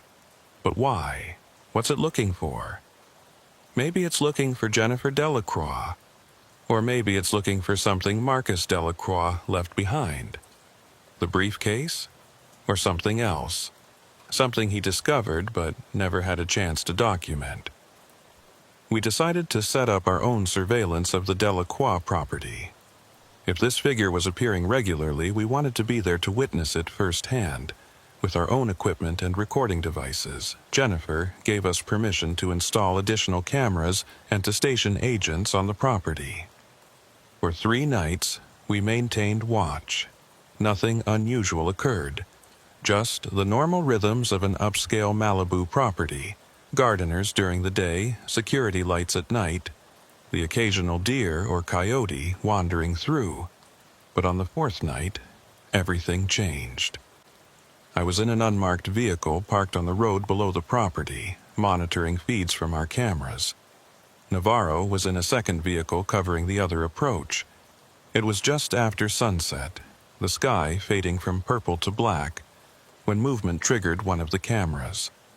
The figure appeared at the edge of the property, emerging from the chaparral as if it had been hiding there. Same appearance as in the security footage. Tall, thin, wearing clothes similar to what Marcus Delacroix had favored. But now, seeing it in real time rather than recorded footage, the wrongness was even more apparent. It moved in a way that was almost human. But the rhythm was off. Too smooth, too deliberate. Like watching someone walking on the moon, where gravity didn't quite work the same way. "Navarro, are you seeing this?" I said into my radio. "Copy. I've got visual. What the hell is that?" "Stand by. I'm going to approach." "Wolf, wait for backup." But I was already out of the car, moving up the driveway toward the figure. My hand was on my weapon, though I had no illusion it would be useful. This wasn't a situation where a gun would help. The figure stopped moving when I got within 30 feet. It turned to face me, and for the first time, I got a clear look at its face. It was Marcus Delacroix. The resemblance wasn't just close, it was perfect. Every detail matched the photos I'd seen, down to the small scar above his left eyebrow that he'd gotten as a child, but the expression was wrong. Too neutral, too empty, like looking at a mask. "Marcus Delacroix?" I called out. "I'm Special Agent Daniel Wolf with the FBI. I need to talk to you about your disappearance in 2009. The figure didn't respond, just stood there, staring at me with those empty eyes. "Where have you been for 15 years? What happened the night you disappeared?" Still no response. But something changed in its posture, a subtle shift, like it was processing information and deciding how to respond. And then it spoke. "Agent Wolf." The voice was Delacroix's voice, or close enough that someone who knew him would be fooled. But like everything else about this figure, something was slightly wrong. The cadence was off, the intonation not quite natural. "You're investigating something you don't understand." "Then help me understand. What are you? Where's the real Marcus Delacroix?" "I am Marcus Delacroix, and I'm not. Both statements are true. That doesn't make sense." "It doesn't have to make sense to you, it only has to be true." The figure took a step closer, and I felt a strange sensation, like the temperature had dropped suddenly, like the air pressure had changed. My phone, clipped to my belt, began making a high-pitched whining sound. The camera I was wearing on my vest flickered. "Stay back," I said, drawing my weapon, though I felt foolish doing it. The figure looked at the gun with what might have been curiosity. "That won't affect me. I'm not here in the way you think I'm here." "What does that mean?" "It means you're looking at an echo, Agent Wolf. A reflection of something that happened 15 years ago. Marcus Delacroix found something in these canyons, something that changed his relationship with time and space. And now he exists in multiple states simultaneously: past, present, future. Here and not here." I tried to process what I was hearing. "You're saying Delacroix is caught in some kind of temporal anomaly?"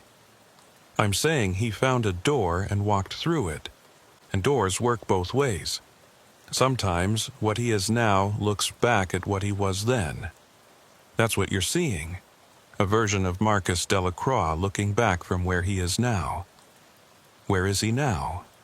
Everywhere and nowhere. Spread across time like light through a prism. He can see all of it, everything that was, everything that is, everything that might be. But he can't come back. The door only opens one way." The figure began to fade. Not walking away, not turning, just becoming less solid, less present, like a photograph left too long in sunlight. "Wait," I said. "Where is this door? Can we close it? Can we bring him back?" "The door is where it always was, where his car was found, where reality is thinnest. And no, you can't close it. It's been open for a very long time. Long before Marcus found it. Long before this city existed. Some doors are permanent features of the landscape. All you can do is choose whether to walk through." And then it was gone.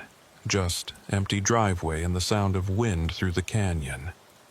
Navarro came running up, weapon drawn. "Wolf, are you okay?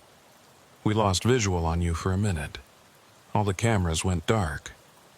"I'm fine, but we need to get to the Canaan Doom overlook, now." We drove at speed up the canyon road, emergency lights flashing. The overlook where Delacroix's car had been found was a small parking area carved into the hillside, with a spectacular view of the Pacific. It was empty when we arrived, lit only by a single streetlight and the glow of the moon on the water. I got out and walked to the edge, looking out at the canyon. Somewhere nearby was the location where the hiker had found Delacroix's briefcase. Somewhere nearby was whatever the figure had called the door. "What are we looking for?" Navarro asked. "I don't know. Some kind of anomaly. Something that doesn't belong." We used our flashlights to search the area, moving carefully through the brush. For 20 minutes, we found nothing unusual. Just rocks, chaparral, the occasional piece of litter from hikers who'd ignored the no dumping signs. And then I felt it. A cold spot. Just like Rachel Porter had described in her Griffith Park case. Just like the other agents who'd dealt with unexplained phenomena reported.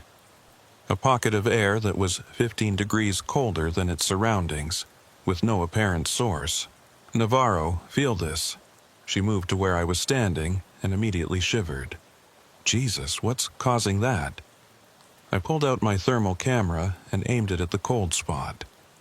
The display showed exactly what I expected: a void, a space where thermal energy simply ceased to exist, like a hole in the fabric of temperature itself. "This is it," I said. "This is the door that figure was talking about." "A cold spot is a door?" "Not just a cold spot. Look." I tossed a small stone into the area where the cold was most intense.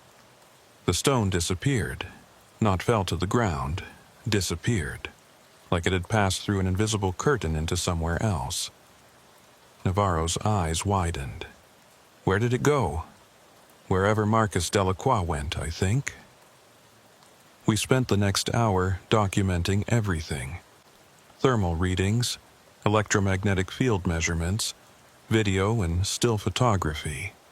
All of it showed the same thing. There was an area approximately 6 feet in diameter where the normal laws of physics didn't apply. Objects entering it vanished. Temperature readings were impossible. Even light behaved strangely, bending slightly around the edges. "We need to report this immediately," Navarro said. "Get specialists out here, cordon off the area." But even as she said it, I knew it wouldn't be that simple. Because as we were packing up our equipment, preparing to leave, I noticed something that made my blood run cold. There were footprints in the dirt near the cold spot. Fresh footprints made within the past hour, and they led directly into the anomaly and didn't come back out. Someone had walked through while we were investigating. "Navarro, we have company." Or we had company. She saw the footprints and cursed. Who would be up here at night? Hikers don't use this trail after dark. Someone who knows what this place is. Someone who's been here before. We followed the footprints back toward the parking area. They originated from a vehicle that had been parked on the far side of the overlook, out of view from our position. Tire tracks showed it had left recently, probably while we were examining the cold spot. I called it in to dispatch, requesting traffic cameras and any patrol units in the area to watch for vehicles leaving the canyon. But I had a feeling whoever it was had already gotten away. Back at the federal building, Navarro and I briefed Merrick on what we'd found. He listened without expression, though I could see tension in his jaw. "A spatial anomaly that's been active for at least 15 years, he said when we finished. Objects entering it disappear to unknown locations, and someone other than Delacroix knows about it and is using it. That's what the evidence suggests, I said.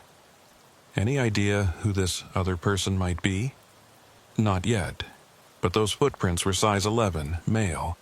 The vehicle was likely an SUV or truck based on the tire width, and whoever it was knew exactly where the anomaly was.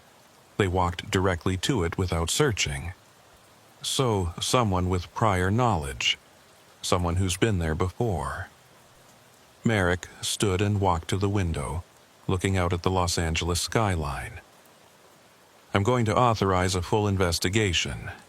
Continuous surveillance of that overlook. Technical analysis of the anomaly. Interviews with anyone who's been in that area regularly. But Wolf, I need you to understand something. Cases like this don't get solved in the traditional sense. We don't arrest anyone. We don't close the file with a conviction. The best we can hope for is understanding what we're dealing with and limiting public exposure. What about Marcus Delacroix? If he's trapped in some kind of temporal state, then he's been there for 15 years, and unless we understand the mechanism, we can't help him. Focus on the present threat. Someone is actively using this anomaly. We need to know who and why. Over the next week, we set up round-the-clock surveillance of the Canaan Doom overlook. Agents in unmarked vehicles, hidden cameras, motion sensors. If anyone approached the anomaly, we'd know about it. But nothing happened. Days passed with no activity. The cold spot remained unchanged. No one approached it. Frustrated, I decided to take another look at Delacroix's original investigation materials. The documents from the briefcase had been thoroughly analyzed, but I wanted to see if there was anything we'd missed. One of the file folders contained correspondence, letters and emails that Delacroix had apparently been collecting. Most were routine business communications. But buried in the middle was a series of emails between Delacroix and Robert Quinn, the aerospace engineer who'd been monitoring thermal anomalies. The emails were technical, discussing measurement methodologies and equipment specifications. But one email from Quinn, dated a week before Delacroix disappeared, caught my attention. "Marcus, I've been thinking about what you said regarding the temporal inconsistencies. If your theory is correct, if there really is some kind of persistent space-time distortion in the canyon, then it would explain not just the thermal signatures but also some historical oddities I've been researching. Did you know that the Chumash people considered this area sacred, and not in the positive sense? They had warnings about certain locations, places where time flowed backward, or where the sky touched the earth. I think they encountered the same phenomenon you're investigating, just without modern terminology to describe it." I looked up the Chumash people, the indigenous inhabitants of the Southern California coast before European colonization. They'd lived in the area for thousands of years, developing a complex culture and spiritual tradition. And according to several academic sources, they did have legends about certain locations in the Santa Monica Mountains. Places that were forbidden, where reality was thin and travelers could become lost in ways that had nothing to do with getting physically disoriented. So, this anomaly had been known about for centuries, maybe longer. It wasn't something that had suddenly appeared. It was a permanent feature of the landscape, one that humans had been encountering and trying to understand for as long as they'd lived in the area. That raised a disturbing question. If the anomaly had been here for centuries, how many people had walked through it? How many had vanished like Marcus Delacroix, their disappearances chalked up to accidents or choice or foul play, when the real explanation was far stranger? I pulled missing persons reports for the Malibu area going back 50 years. The list was longer than I expected. 37 people who'd vanished without a trace in the canyons and beaches around where the anomaly was located. Most cases had eventually been closed as probable accidents.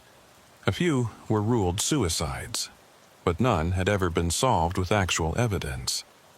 37 people, possibly more, if you went back further into history, before modern record-keeping. "This isn't just about Marcus Delacroix," I said to Navarro as we reviewed the data.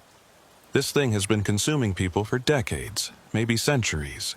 So why isn't it common knowledge? Why don't people avoid that area? Because most people don't know about it.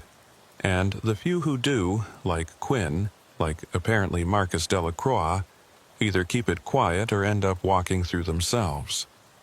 My phone rang. It was one of the surveillance teams at the Overlook. "Agent Wolf, we have activity.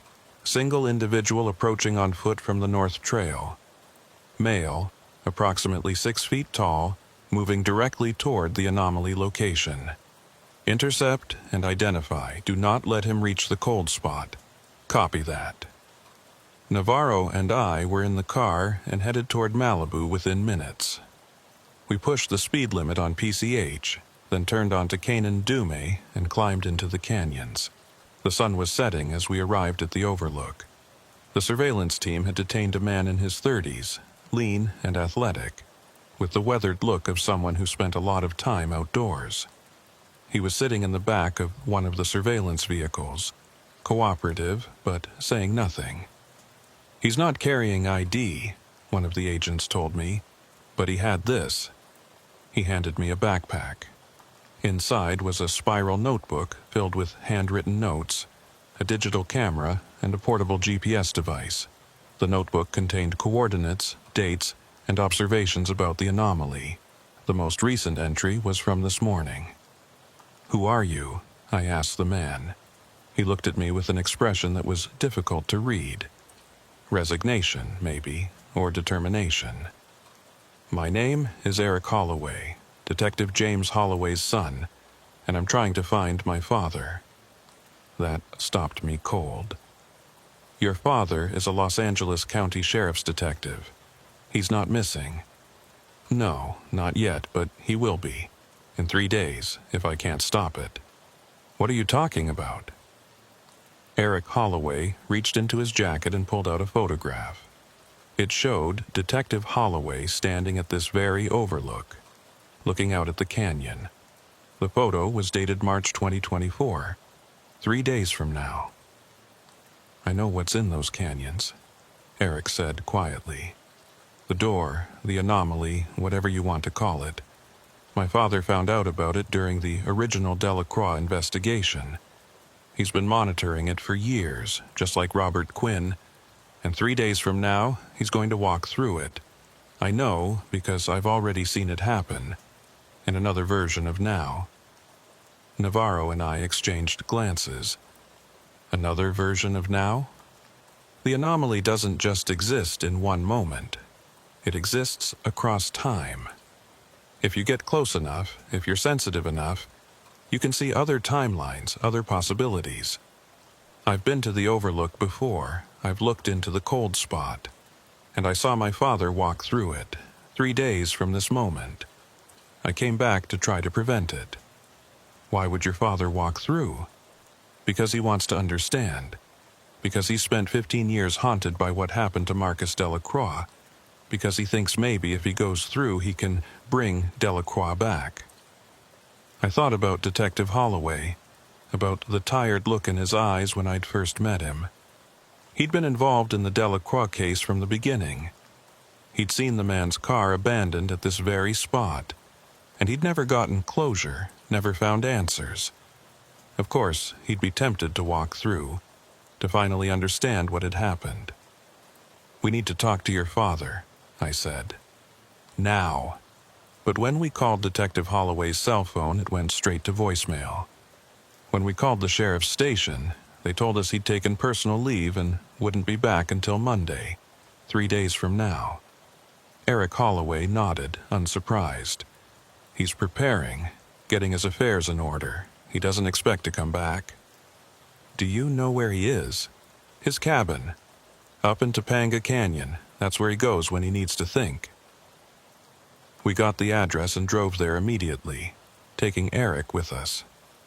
The cabin was a small structure deep in the hills, surrounded by oak trees and accessible only by a dirt road that challenged the FBI sedan's suspension. Detective Holloway's truck was parked outside. Light glowed in the windows. We approached carefully, and I knocked on the door. Detective Holloway, it's Agent Wolf. We need to talk. The door opened. Holloway looked older than he had a week ago, more worn. He saw his son and sighed. Eric, I told you not to follow me into this. Dad, you can't do it. You can't walk through that thing. You have no idea what's on the other side. I know exactly what's on the other side. The same thing Marcus Delacroix found. The truth about what's been happening in those canyons for hundreds of years. I stepped forward. Detective, we've been investigating the anomaly. We've documented it, we've measured it. But we don't understand it yet. Walking through it isn't going to give us answers. It's just going to mean we lose another person. Holloway looked at me with an expression I recognized. It was the look of someone who'd already made a decision and was just going through the motions of explanation. Agent Wolf, do you know how many people have disappeared in the area around that overlook? I've been compiling records for 15 years. 37 official missing persons cases. But if you go back further, look at newspaper archives from the 1800s. Talk to local historians about Chumash oral traditions. The number is in the hundreds. Maybe thousands. That anomaly has been there forever, and no one has ever come back to tell us what's on the other side. That's exactly why you shouldn't go, Navarro said. Because no one comes back. Or maybe they do, and we just don't recognize them. Maybe that figure that looks like Marcus Delacroix, maybe that is him, trying to come back but unable to fully manifest. Maybe if someone went through willingly, with the intention of exploring and returning, they could find a way to bridge the gap. Eric grabbed his father's arm. "Dad, please. Don't do this. Mom needs you. I need you." Holloway's expression softened. "I know, son.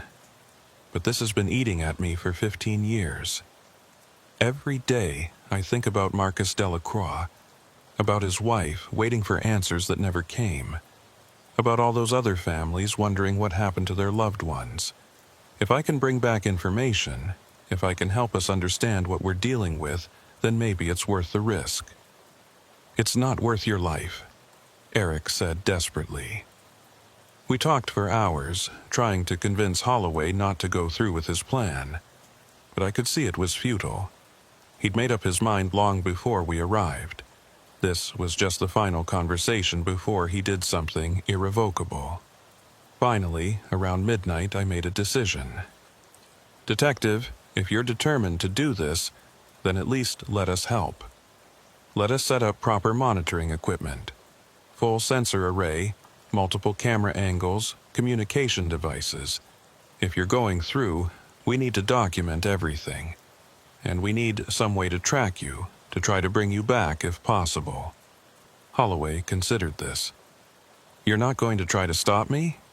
I don't think I can stop you, but I can try to make sure we learn something from it. That's better than nothing." He nodded slowly. "All right. But I'm doing this in 3 days, as planned. That gives you time to set up whatever equipment you need." "Why 3 days specifically?" Navarro asked. "Because that's when the anomaly is most active. I've been monitoring it for years. There's a pattern. Roughly every 2 weeks, the cold spot becomes more intense, more accessible. The next peak is in 3 days. That's when I have the best chance of successfully passing through." We spent the next 72 hours preparing for something that shouldn't have been possible. The FBI's technical division, working with outside specialists, set up an array of equipment around the Canaan Dome overlook that would have impressed a NASA mission control room. Thermal cameras, electromagnetic field sensors, gravitational wave detectors, particle counters, high-speed cameras capable of capturing millions of frames per second. We installed ground-penetrating radar to see if the anomaly extended underground. We brought in quantum physicists from Caltech to measure for any exotic particles or quantum effects. And we outfitted Detective Holloway with every tracking and communication device we could fit on his person. GPS trackers, radio transmitters, body cameras, even an experimental quantum entanglement beacon that one of the Caltech physicists insisted might work across dimensional boundaries. Though, I should note, the physicist, a woman named Dr. Sarah Chen, said, "This is all highly speculative. We're dealing with something that appears to violate multiple laws of physics as we understand them. There's no guarantee any of this equipment will function once Detective Holloway crosses the threshold." "But it might," I said. "That's better than nothing." The night before the crossing, I couldn't sleep. I sat in my apartment looking out at the city lights, thinking about Marcus Delacroix and all the others who'd vanished into that anomaly, thinking about Detective Holloway and his determination to find answers, and thinking about whether I would have the courage to do what he was planning to do, to walk voluntarily into the unknown, not knowing if return was possible. My phone buzzed, a text from Navarro. "Can't sleep either. Want to grab coffee?" We met at an all-night diner in Santa Monica, sitting in a booth by the window where we could watch the ocean. At 3 a.m., the place was nearly empty except for a few night shift workers and insomniacs like us. "Do you think he's going to make it back?" Navarro asked.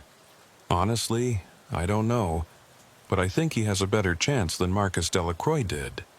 Because Delacroix went through not knowing what he was getting into.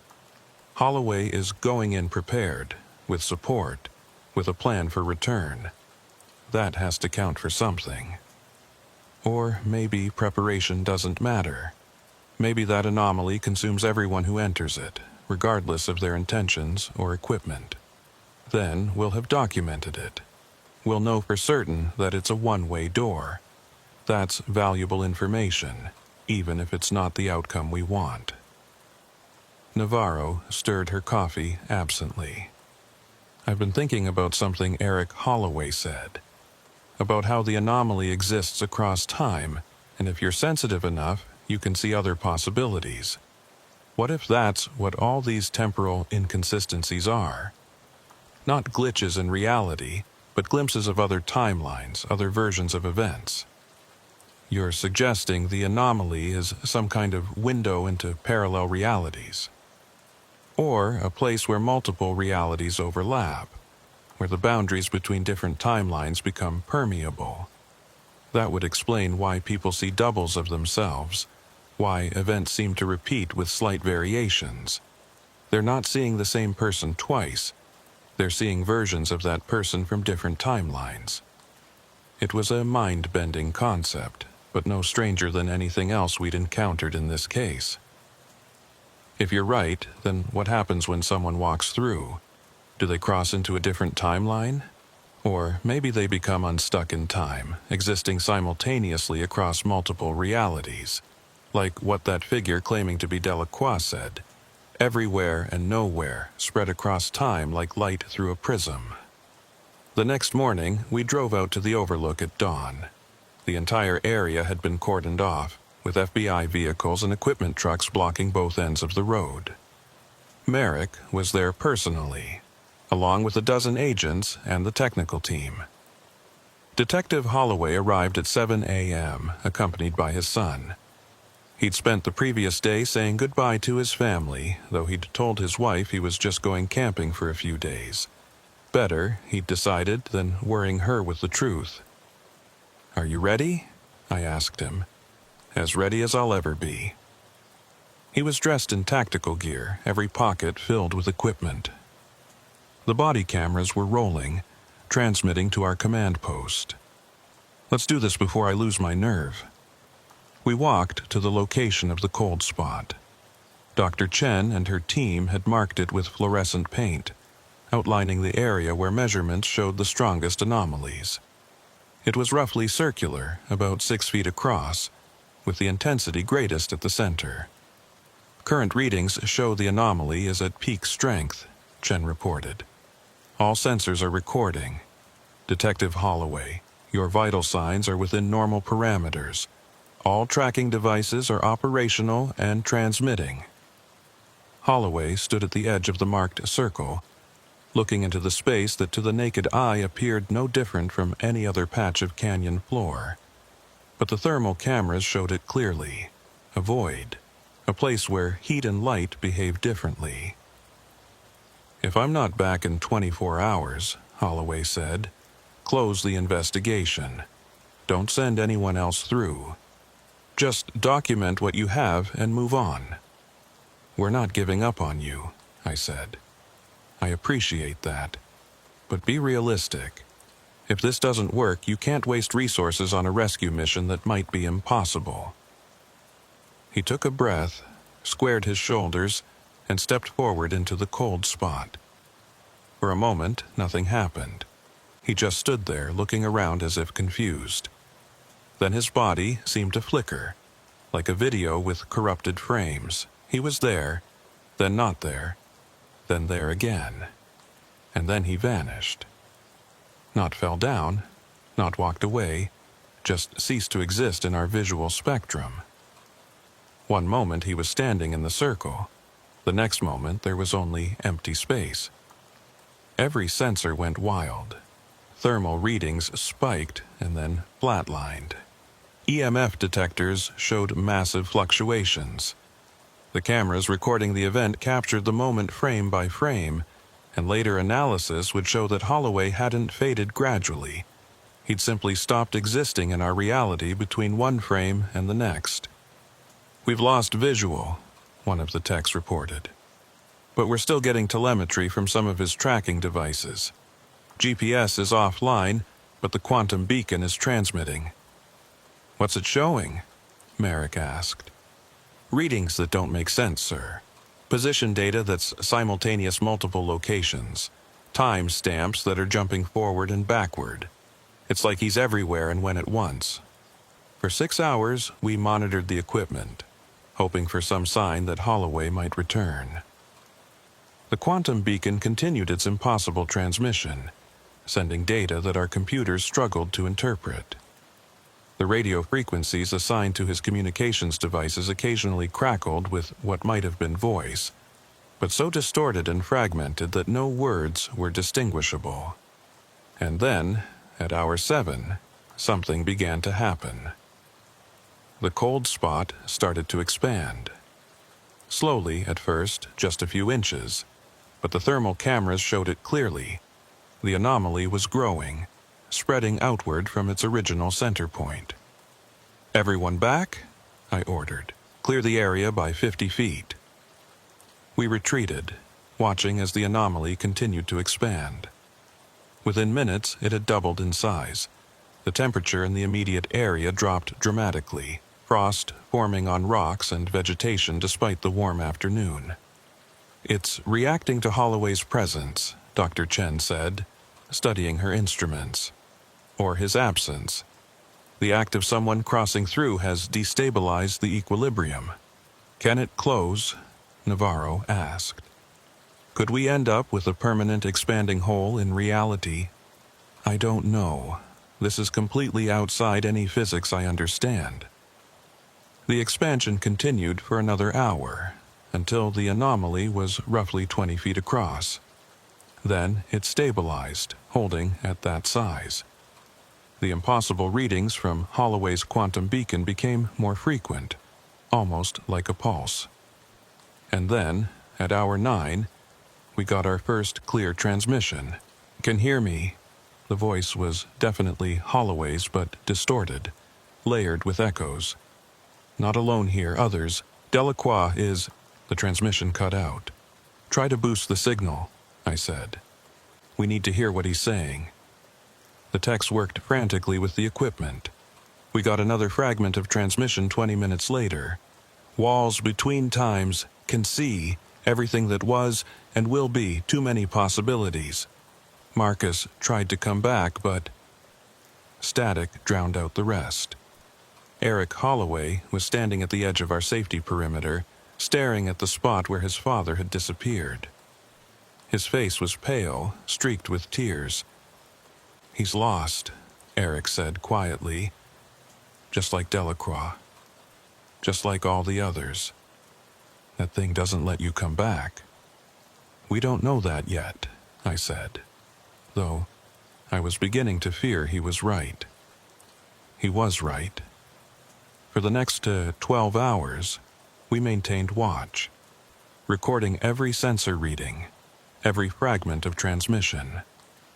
The quantum beacon continued its erratic pulses, but no coherent messages came through. Detective Holloway had crossed into somewhere we couldn't follow, somewhere our equipment could barely detect.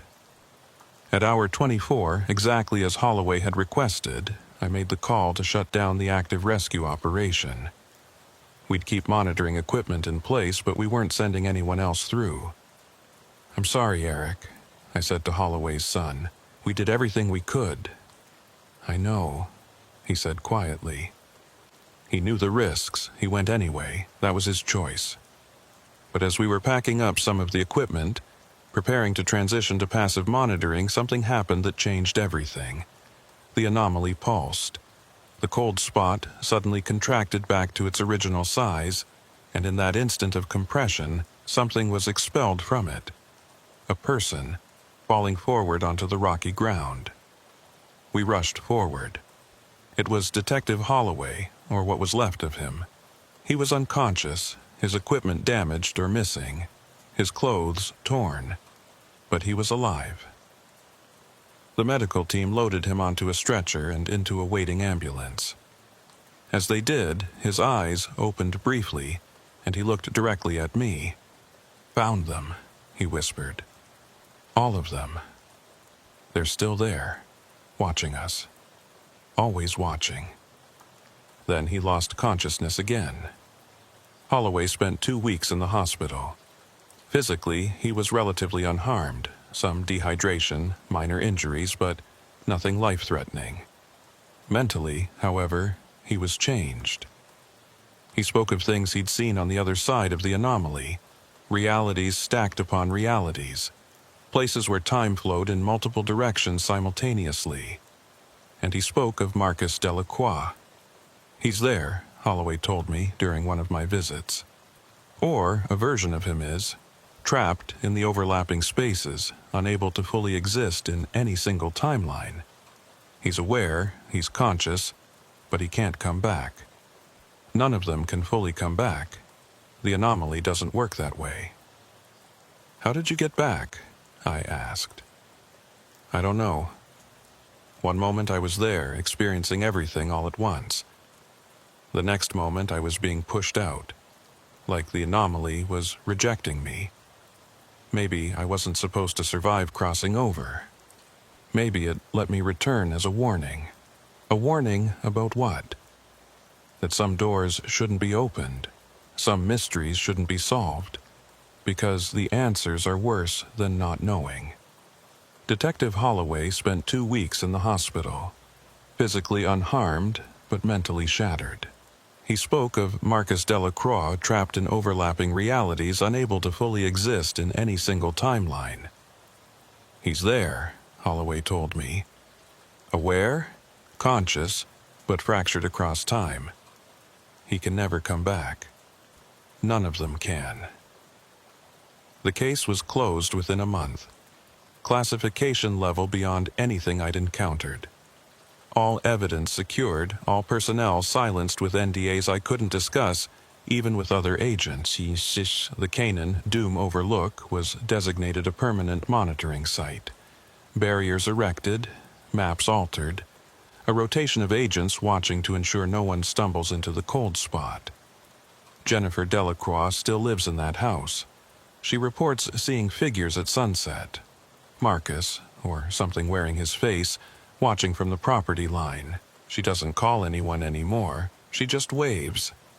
And sometimes, she says, it waves back.